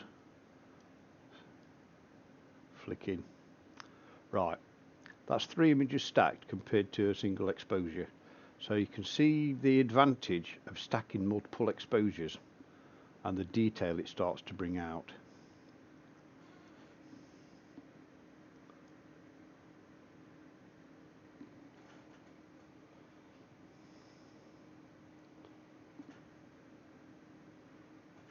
So by the time we get to 10 frames, there should be quite a lot more detail on there. This is just raw stacking, no manipulation at all, but just raw stacking. just to give you an example of what it could look like with adjustments in Photoshop or some other software that you feel like using. But for what it is, it's not bad. It's not bad. I'll move that out of the way and then I'll bring it across again later.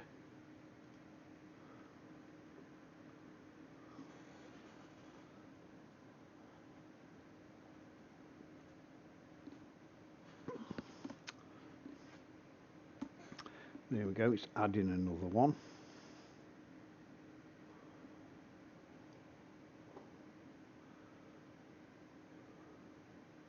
Stacked 4. That's 8 minutes exposure. If you just do a single exposure of 8 minutes, that's the sort of data you'd collect. But if you did an exposure of 8 minutes, the sensor would swamp. You'd override everything. There's a little bit of movement on there because that star's moving out from round. But you can see the plasma, the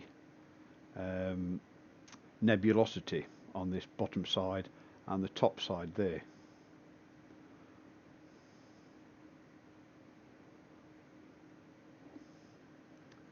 So we'll let this go for 10 seconds and then we'll perhaps go over to the other galaxy and have a look at that one, which is more facing, so you get the big round swirls. We'll see what that one looks like in a minute. But that's a total of just 4 frames out of 10.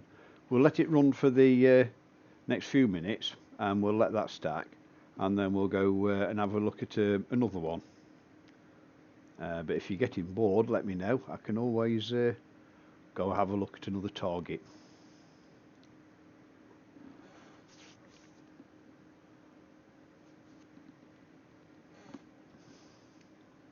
And that software, by the way, is also free.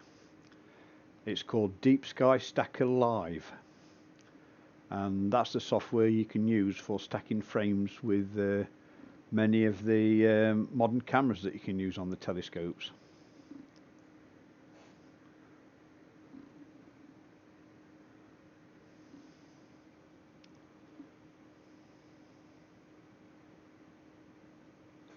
And if you have a look at the sensor temperature of the camera, it's down to 13 degrees.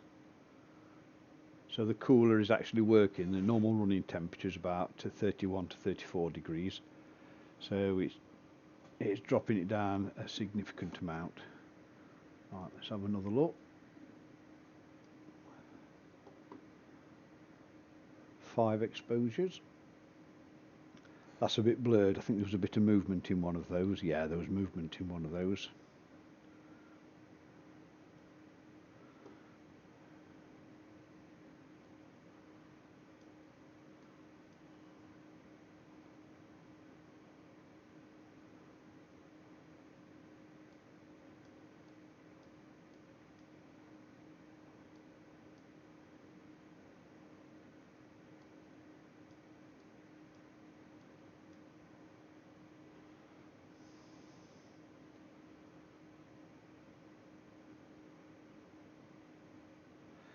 Yeah, you can see the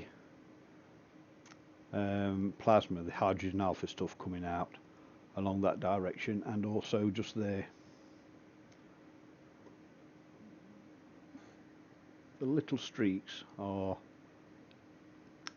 just slight movement on the scope, so there's nothing out there that's not supposed to be there. And that is just 5 frames, a total of 10 minutes of exposure on that. And if you compare that side by side, you can see the difference it makes. When you do multiple exposures, it gets rid of all the speckledy noise and overpowers it with proper data.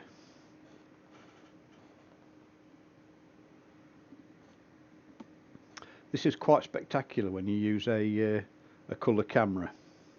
So I might put the Canon camera on and we'll do a little bit of wide field colour imaging using this software.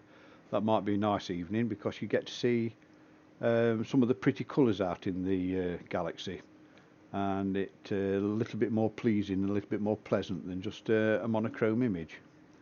perhaps not as much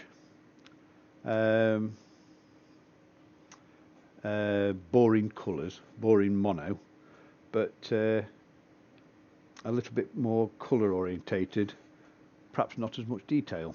So let's have a look on there.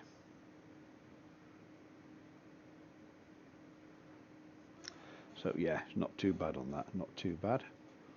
That is 12 minutes exposures, 4 more stacked images to go, and then we'll just slew across and have a look at the other galaxy, Bode's galaxy. That's a classic looking galaxy, as if you're looking down from the top.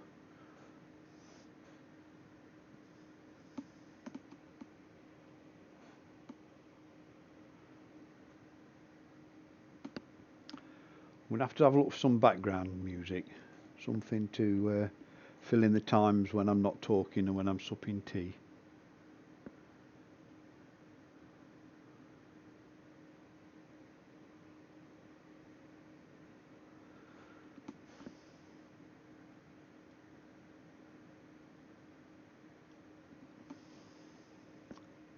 Also, if you'd be interested in you doing this with a colour camera, leave a message in the comments at the end of the video, at the end of the stream, and let me know, because this sort of thing can bring out a little bit more of the interesting stuff, the colour stuff, that a bit more visually appealing. So please leave a message for me, and I'll perhaps set up that one evening. And there'd be a slightly wider selection of targets, especially the brighter ones with the lighter skies. It would be a lot easier to capture, sometimes a little bit easier than trying to land on comets.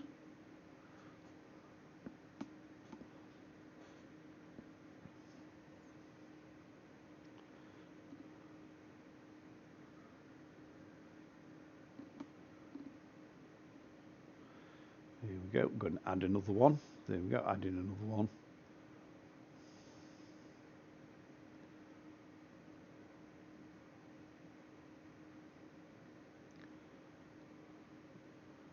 And you can definitely start seeing the plasma, the nebulosity building up at the ends.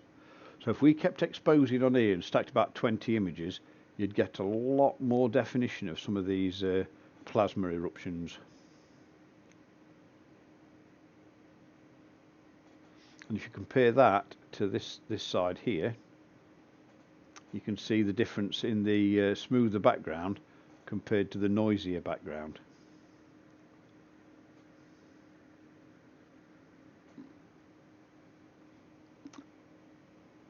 So this imaging plan is destined to finish at 2350. So we've got about 6 more minutes to finish this image, and then I'll just slide across and we'll have a look at the other one. And I think the Bode's galaxy might be the last one for the evening, because I do have to be up early in the morning.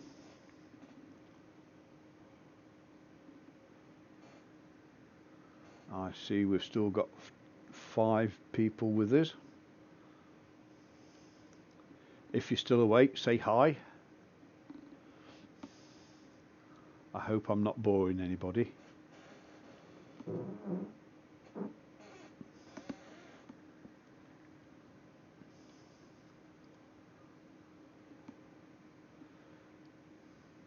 Just to go through the equipment that we're using, because I've not gone through that this evening. The main telescope that we're using tonight to capture these images is a 305mm Skywatcher Explorer with a focal length of 1500mm. The mount is an NEQ6 Pro that's been modified for belts. Samurai, just making sure I wasn't talking to myself. So the mount's been modified quite nicely to improve the accuracy of the tracking. The camera is a ZWO ASI 174 mono. but I've also modified that. I've built on a cooling unit to drop the temperature down below ambient, just to keep the sensor clear. The focusing unit is a remote focuser I'd built myself. So sat here in my little office, I've got a little button in a box where I can select either the guide scope or the main scope and adjust the focus while just sitting here, so I don't have to go into the observatory where it's cold. I'm a lazy gazer, so I can adjust all the focus from here.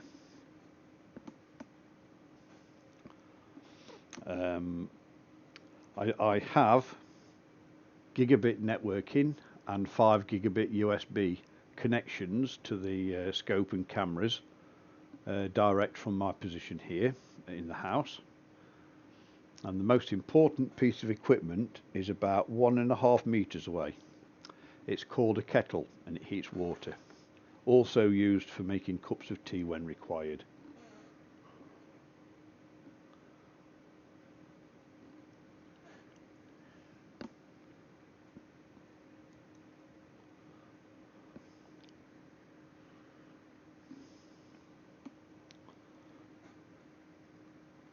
So guys, would you like to do something like this with the full colour camera one evening?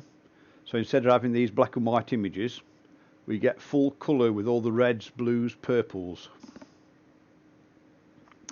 That will be very easy to set up. All the software we have ready to hand, and we could stack quite a few images to get quite an impressive collection of galaxies or nebula.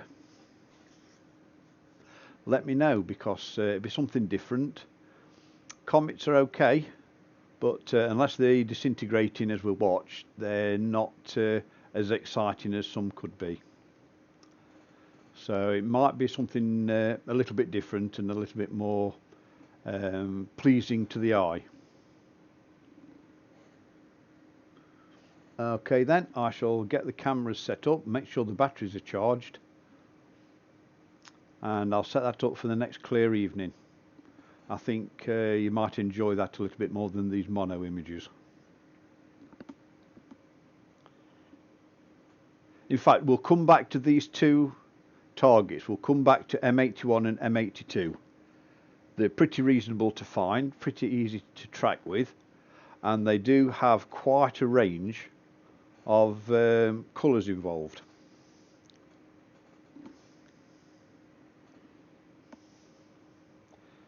So I'll set that up for the next clear evening. I'm just about to have a look on Stellarium.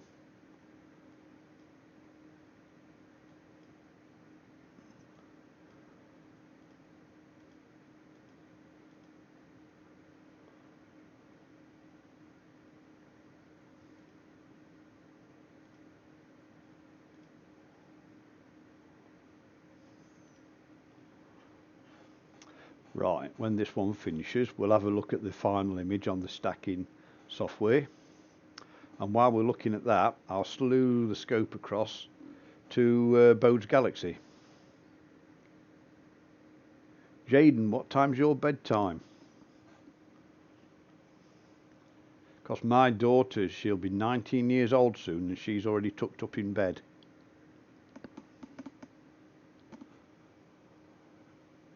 And she's also at work tomorrow. Right, here we come to the final image for the stack, and here it comes. There we go. Right, let's bring this up here, fill screen, and let's have a bit of a closer look. Right,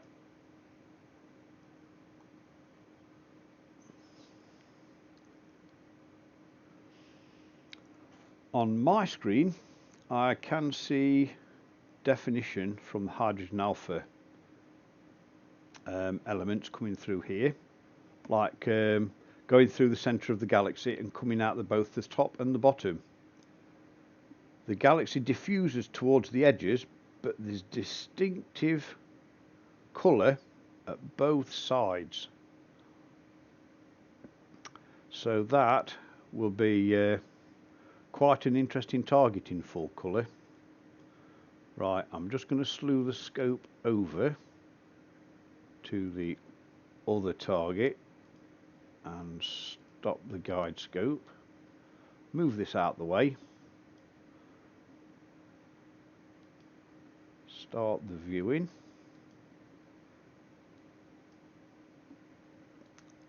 And do a quick 10-second exposure. Somewhere around here we should have another galaxy.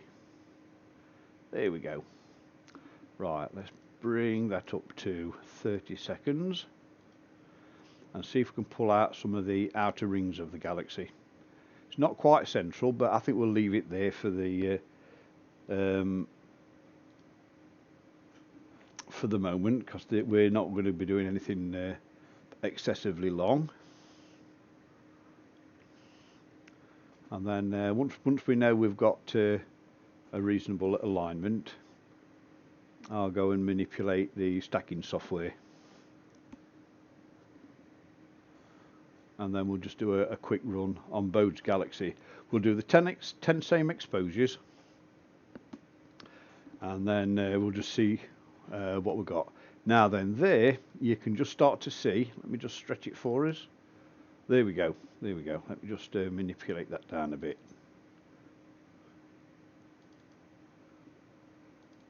Right, I don't know if you can see that on your screen, but on my screen I can see distinct arms coming through from Bode's Galaxy.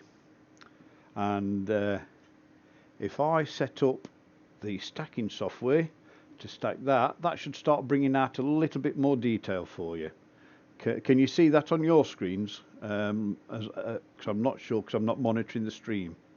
Can you actually see that on your screens? So let me just go back to my software.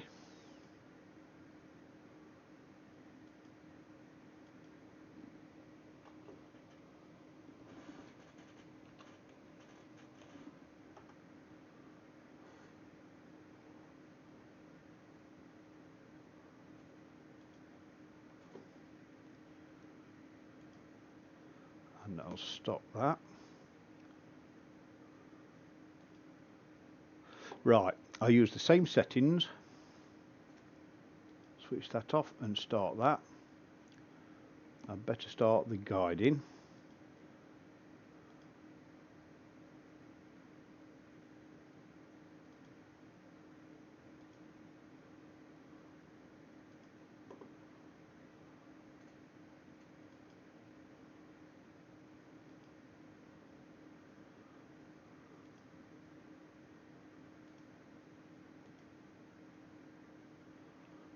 I'm just waiting for the first image to come in, then I can start the stacking software.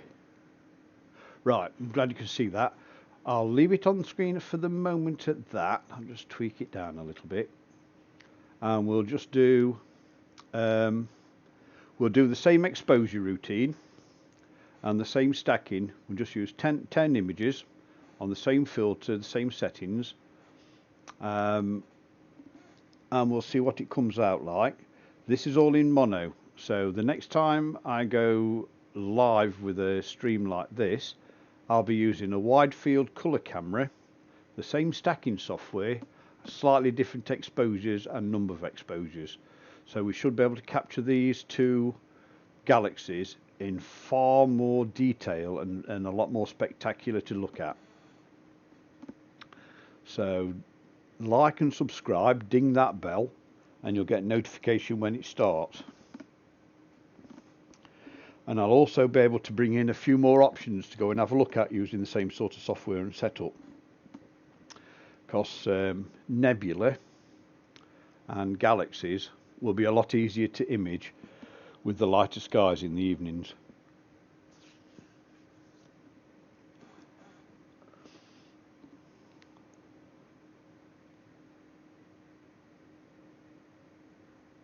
You go to bed whenever you want. Right, there we go. There we go. Let's just clear that stretch. That has got a lot more data on it.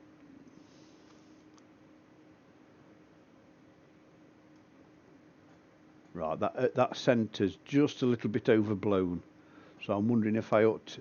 No, I'll leave it at that. The centre is going to be overblown for now.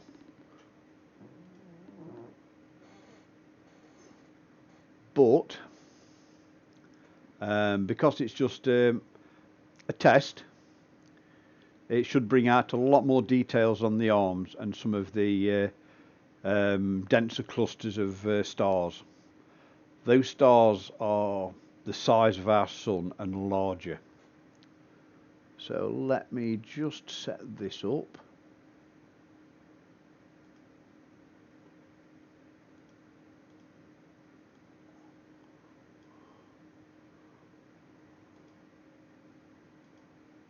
Monitor and stack.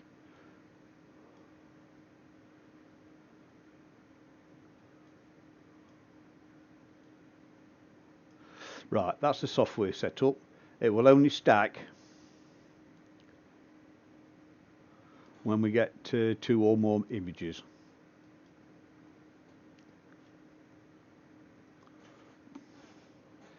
So we'll wait for the exposures to come in.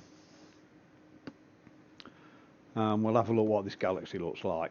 And this should be a prime candidate for an evening's colour viewing. I know on this one here there's plenty of blue, and I think there's some purpley greens the last time I imaged in colour, which was going back a while. But as you can see, the field of view with the camera that I'm currently using is not capturing the whole of the galaxy. It extends beyond the top and the bottom of the frame. So the full field camera should pick up a lot more data than what we are currently able to do with this. Right, let's have a look at this. Move that out of the way.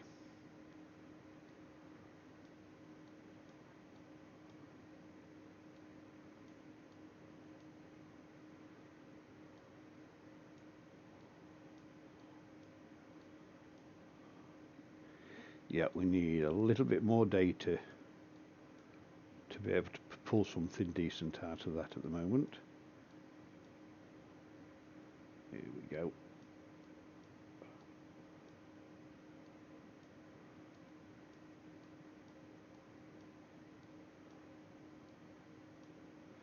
There we go. You can start to see some of the finer details coming through now.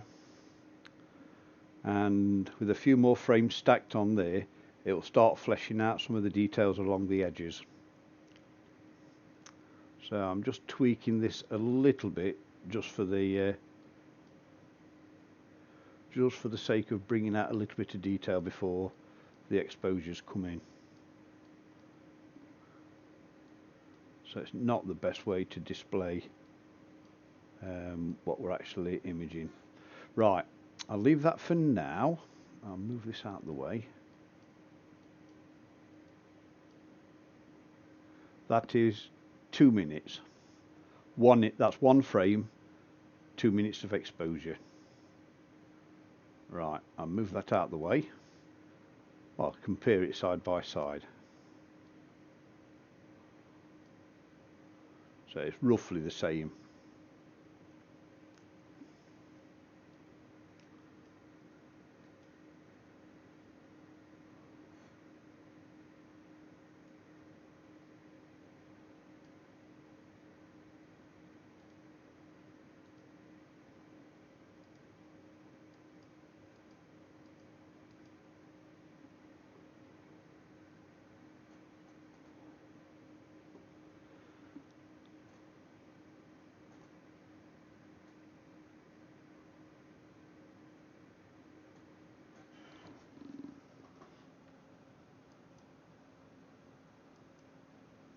Why is that not stacking? Stack 2 frames, that's better.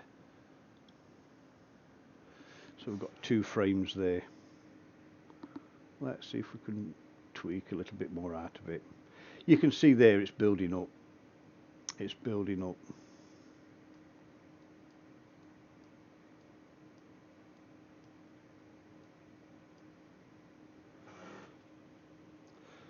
So with a full frame, full colour camera, that would make quite a spectacular image. That's just 2 frames or 4 minutes of exposure.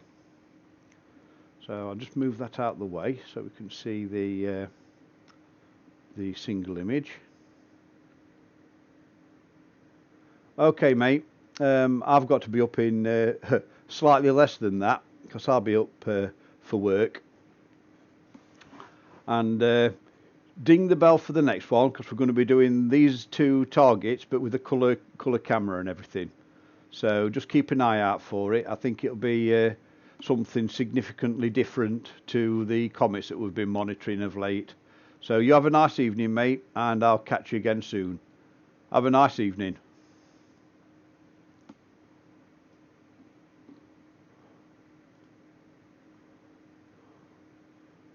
Bring that across. There we go.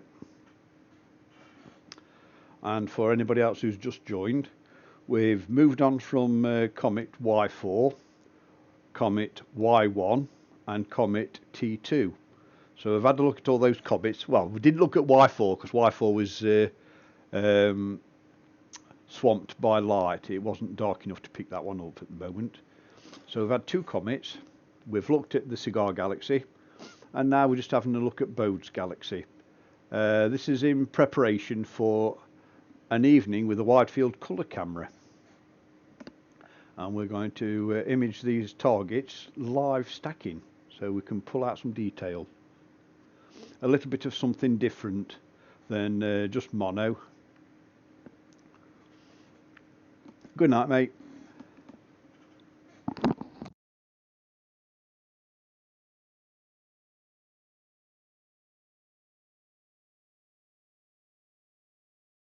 Oh, sorry about that, I just knocked the microphone closed. Yeah, something a little bit different from just mono and comets.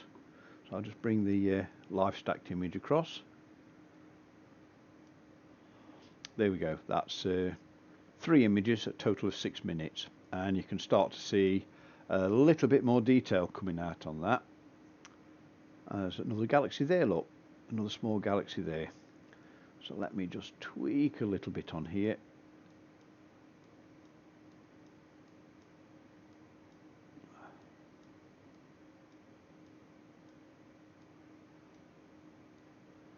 There we go, look at that. All this in colour will be quite the sight. So this is the sort of thing we can do with a colour camera, and we would be capturing the pieces that are actually out of frame.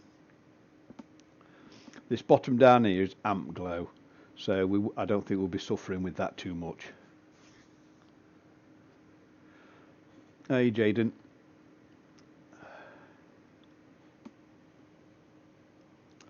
So Jaden, what do you think of that on screen?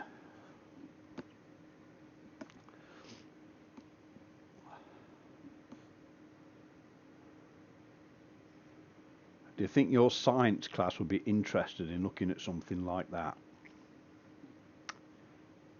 And something like this, you wouldn't need such a large telescope as what I've got. You could get this with something significantly more modest.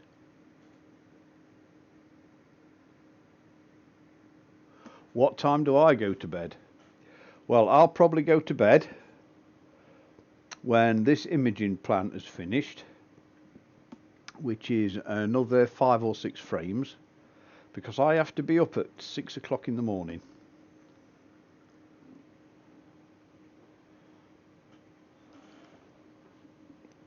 So I'm going to finish this stream with this completion of this image of Bode's Galaxy.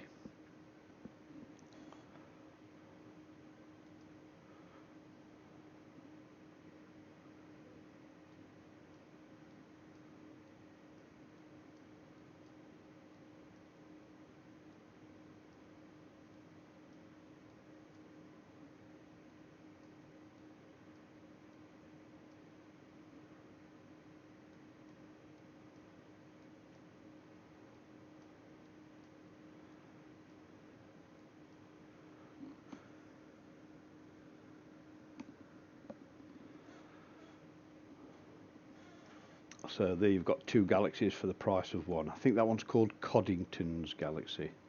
I think. Let me just check up on that.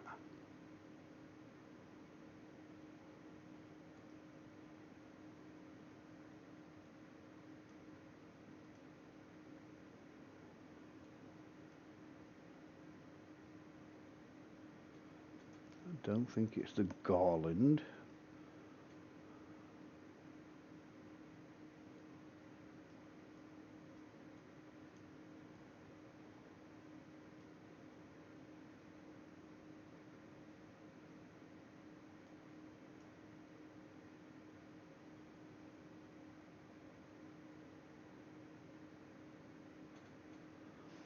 I can't see the galaxy marked on this.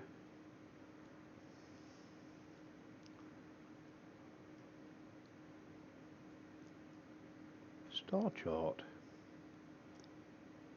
But hey ho, never mind. Never mind.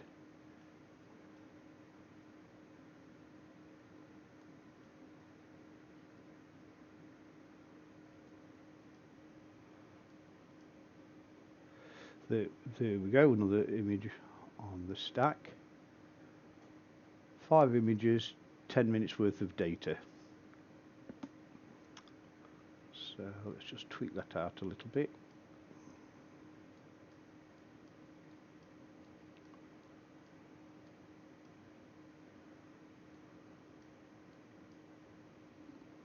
There we go. That'll do for that one.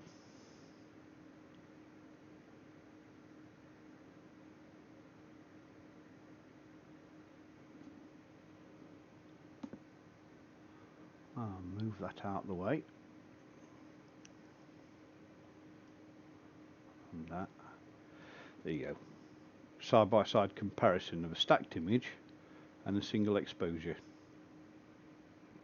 So you can see the effect of stacking multiple short exposures to bring out a lot more of the more subtle detail.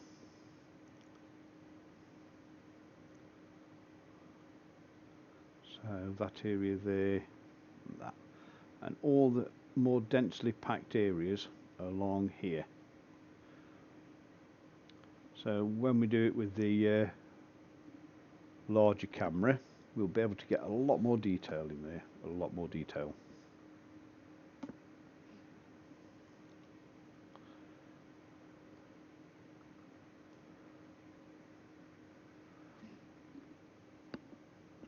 We're on exposure 7. There must have been a bad image because it's only stacked 5 of them. So there's probably a 6th image.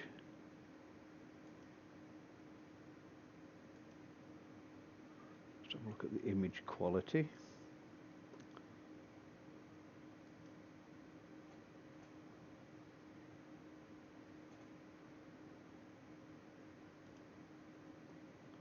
Yeah, there's 2 here.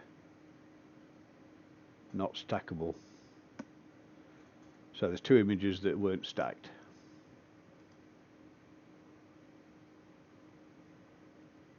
That might have been due to movement.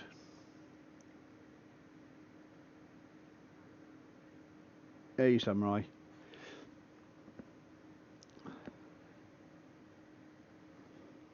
Yeah, so we've got 2 more exposures to stack onto this multiple image just here. And when that's done, I'll be doing the closing chat to everybody before I close down for the evening. I hope you're liking what you're seeing, but just to let you know, when you get the colour camera on, it's normally quite a lot more interesting.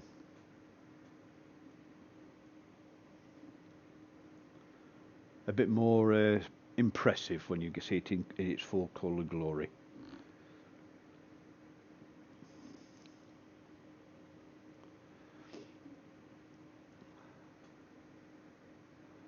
So that's 12 minutes worth of data on the stacked image, and that's just 2 minutes worth of data. Somewhere along the line, it might have been a little bit of wind on the scope, but there are criteria that stops an image being added to the stack. Normally movement or some other phenomenon that stop it, but for now that's looking pretty reasonable.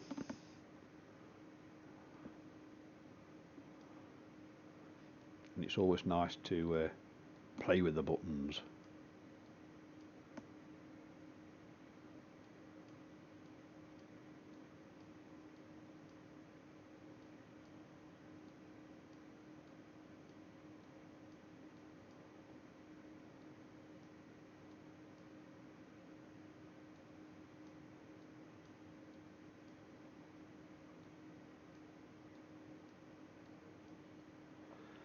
And it should be added another one. There we go.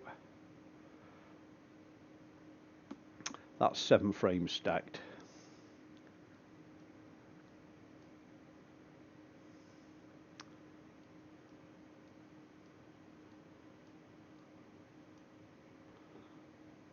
So yeah, there's getting quite a lot of detail along the arms at the moment, and along the inner spiral.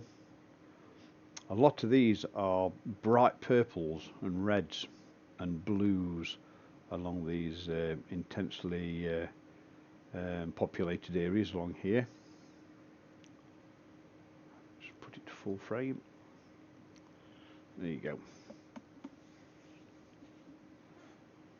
It's not bad for a mono image, but you could also see the amp glow on the sensor just starting to break through. The temperature of the sensor at the moment is about 13-14 degrees. There you go, 13 degrees. So I might turn it up a little bit next time we use that camera, but on the Canon camera there's no temperature control. It just runs at its natural temperature. So a long exposure does have a tendency to warm the sensor up. So I'd put a 15-20 second cooling period between each exposure just to try and control the temperature a little bit.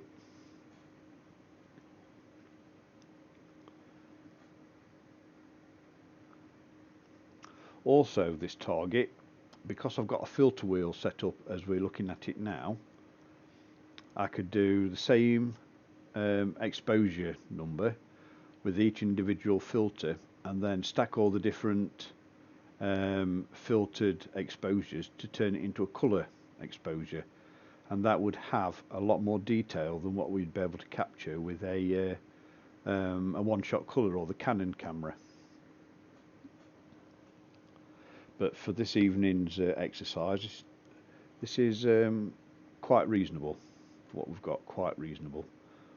And there we go, that's 8 frames. I think we've just got one more frame to go, and then I think it's one more. Yeah, one more frame, and then I'll call it an evening at that.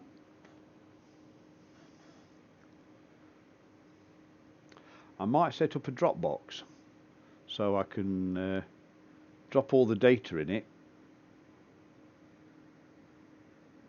Okay, Samurai, I will catch you the next evening I go live. No problem, mate. Glad you enjoyed it. Yeah, I might set up a Dropbox so I can stack the data and leave a completed image, plus leave all the raw data, so you can take it yourself and manipulate it. Have a go yourself at playing with the actual raw data, the raw images as they've come off the camera.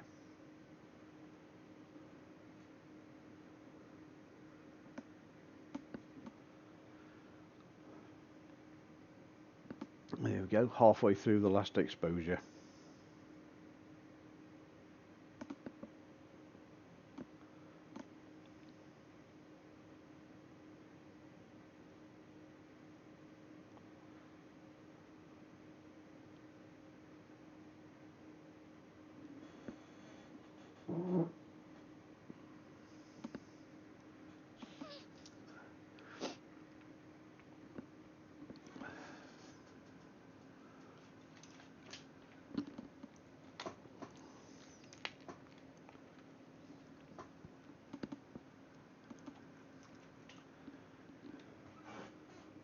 There we go, last 15 seconds.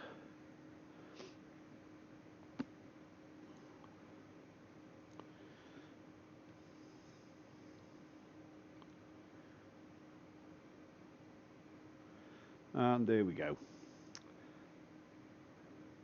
That's the last exposure. Let's full frame, and let's just have a little bit of a tweak, see if we can manipulate it a little bit.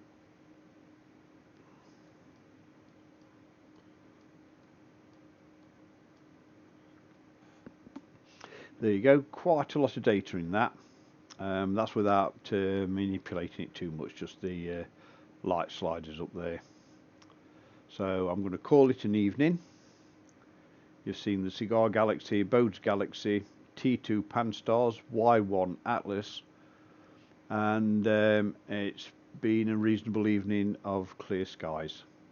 Unfortunately, Y4 is below the horizon before the skies get dark enough to capture, so I might have to take that one off the list of future targets unless something spectacular happens. Right, I hope everybody enjoyed what went off this evening. If you do, please like and subscribe and press that bell.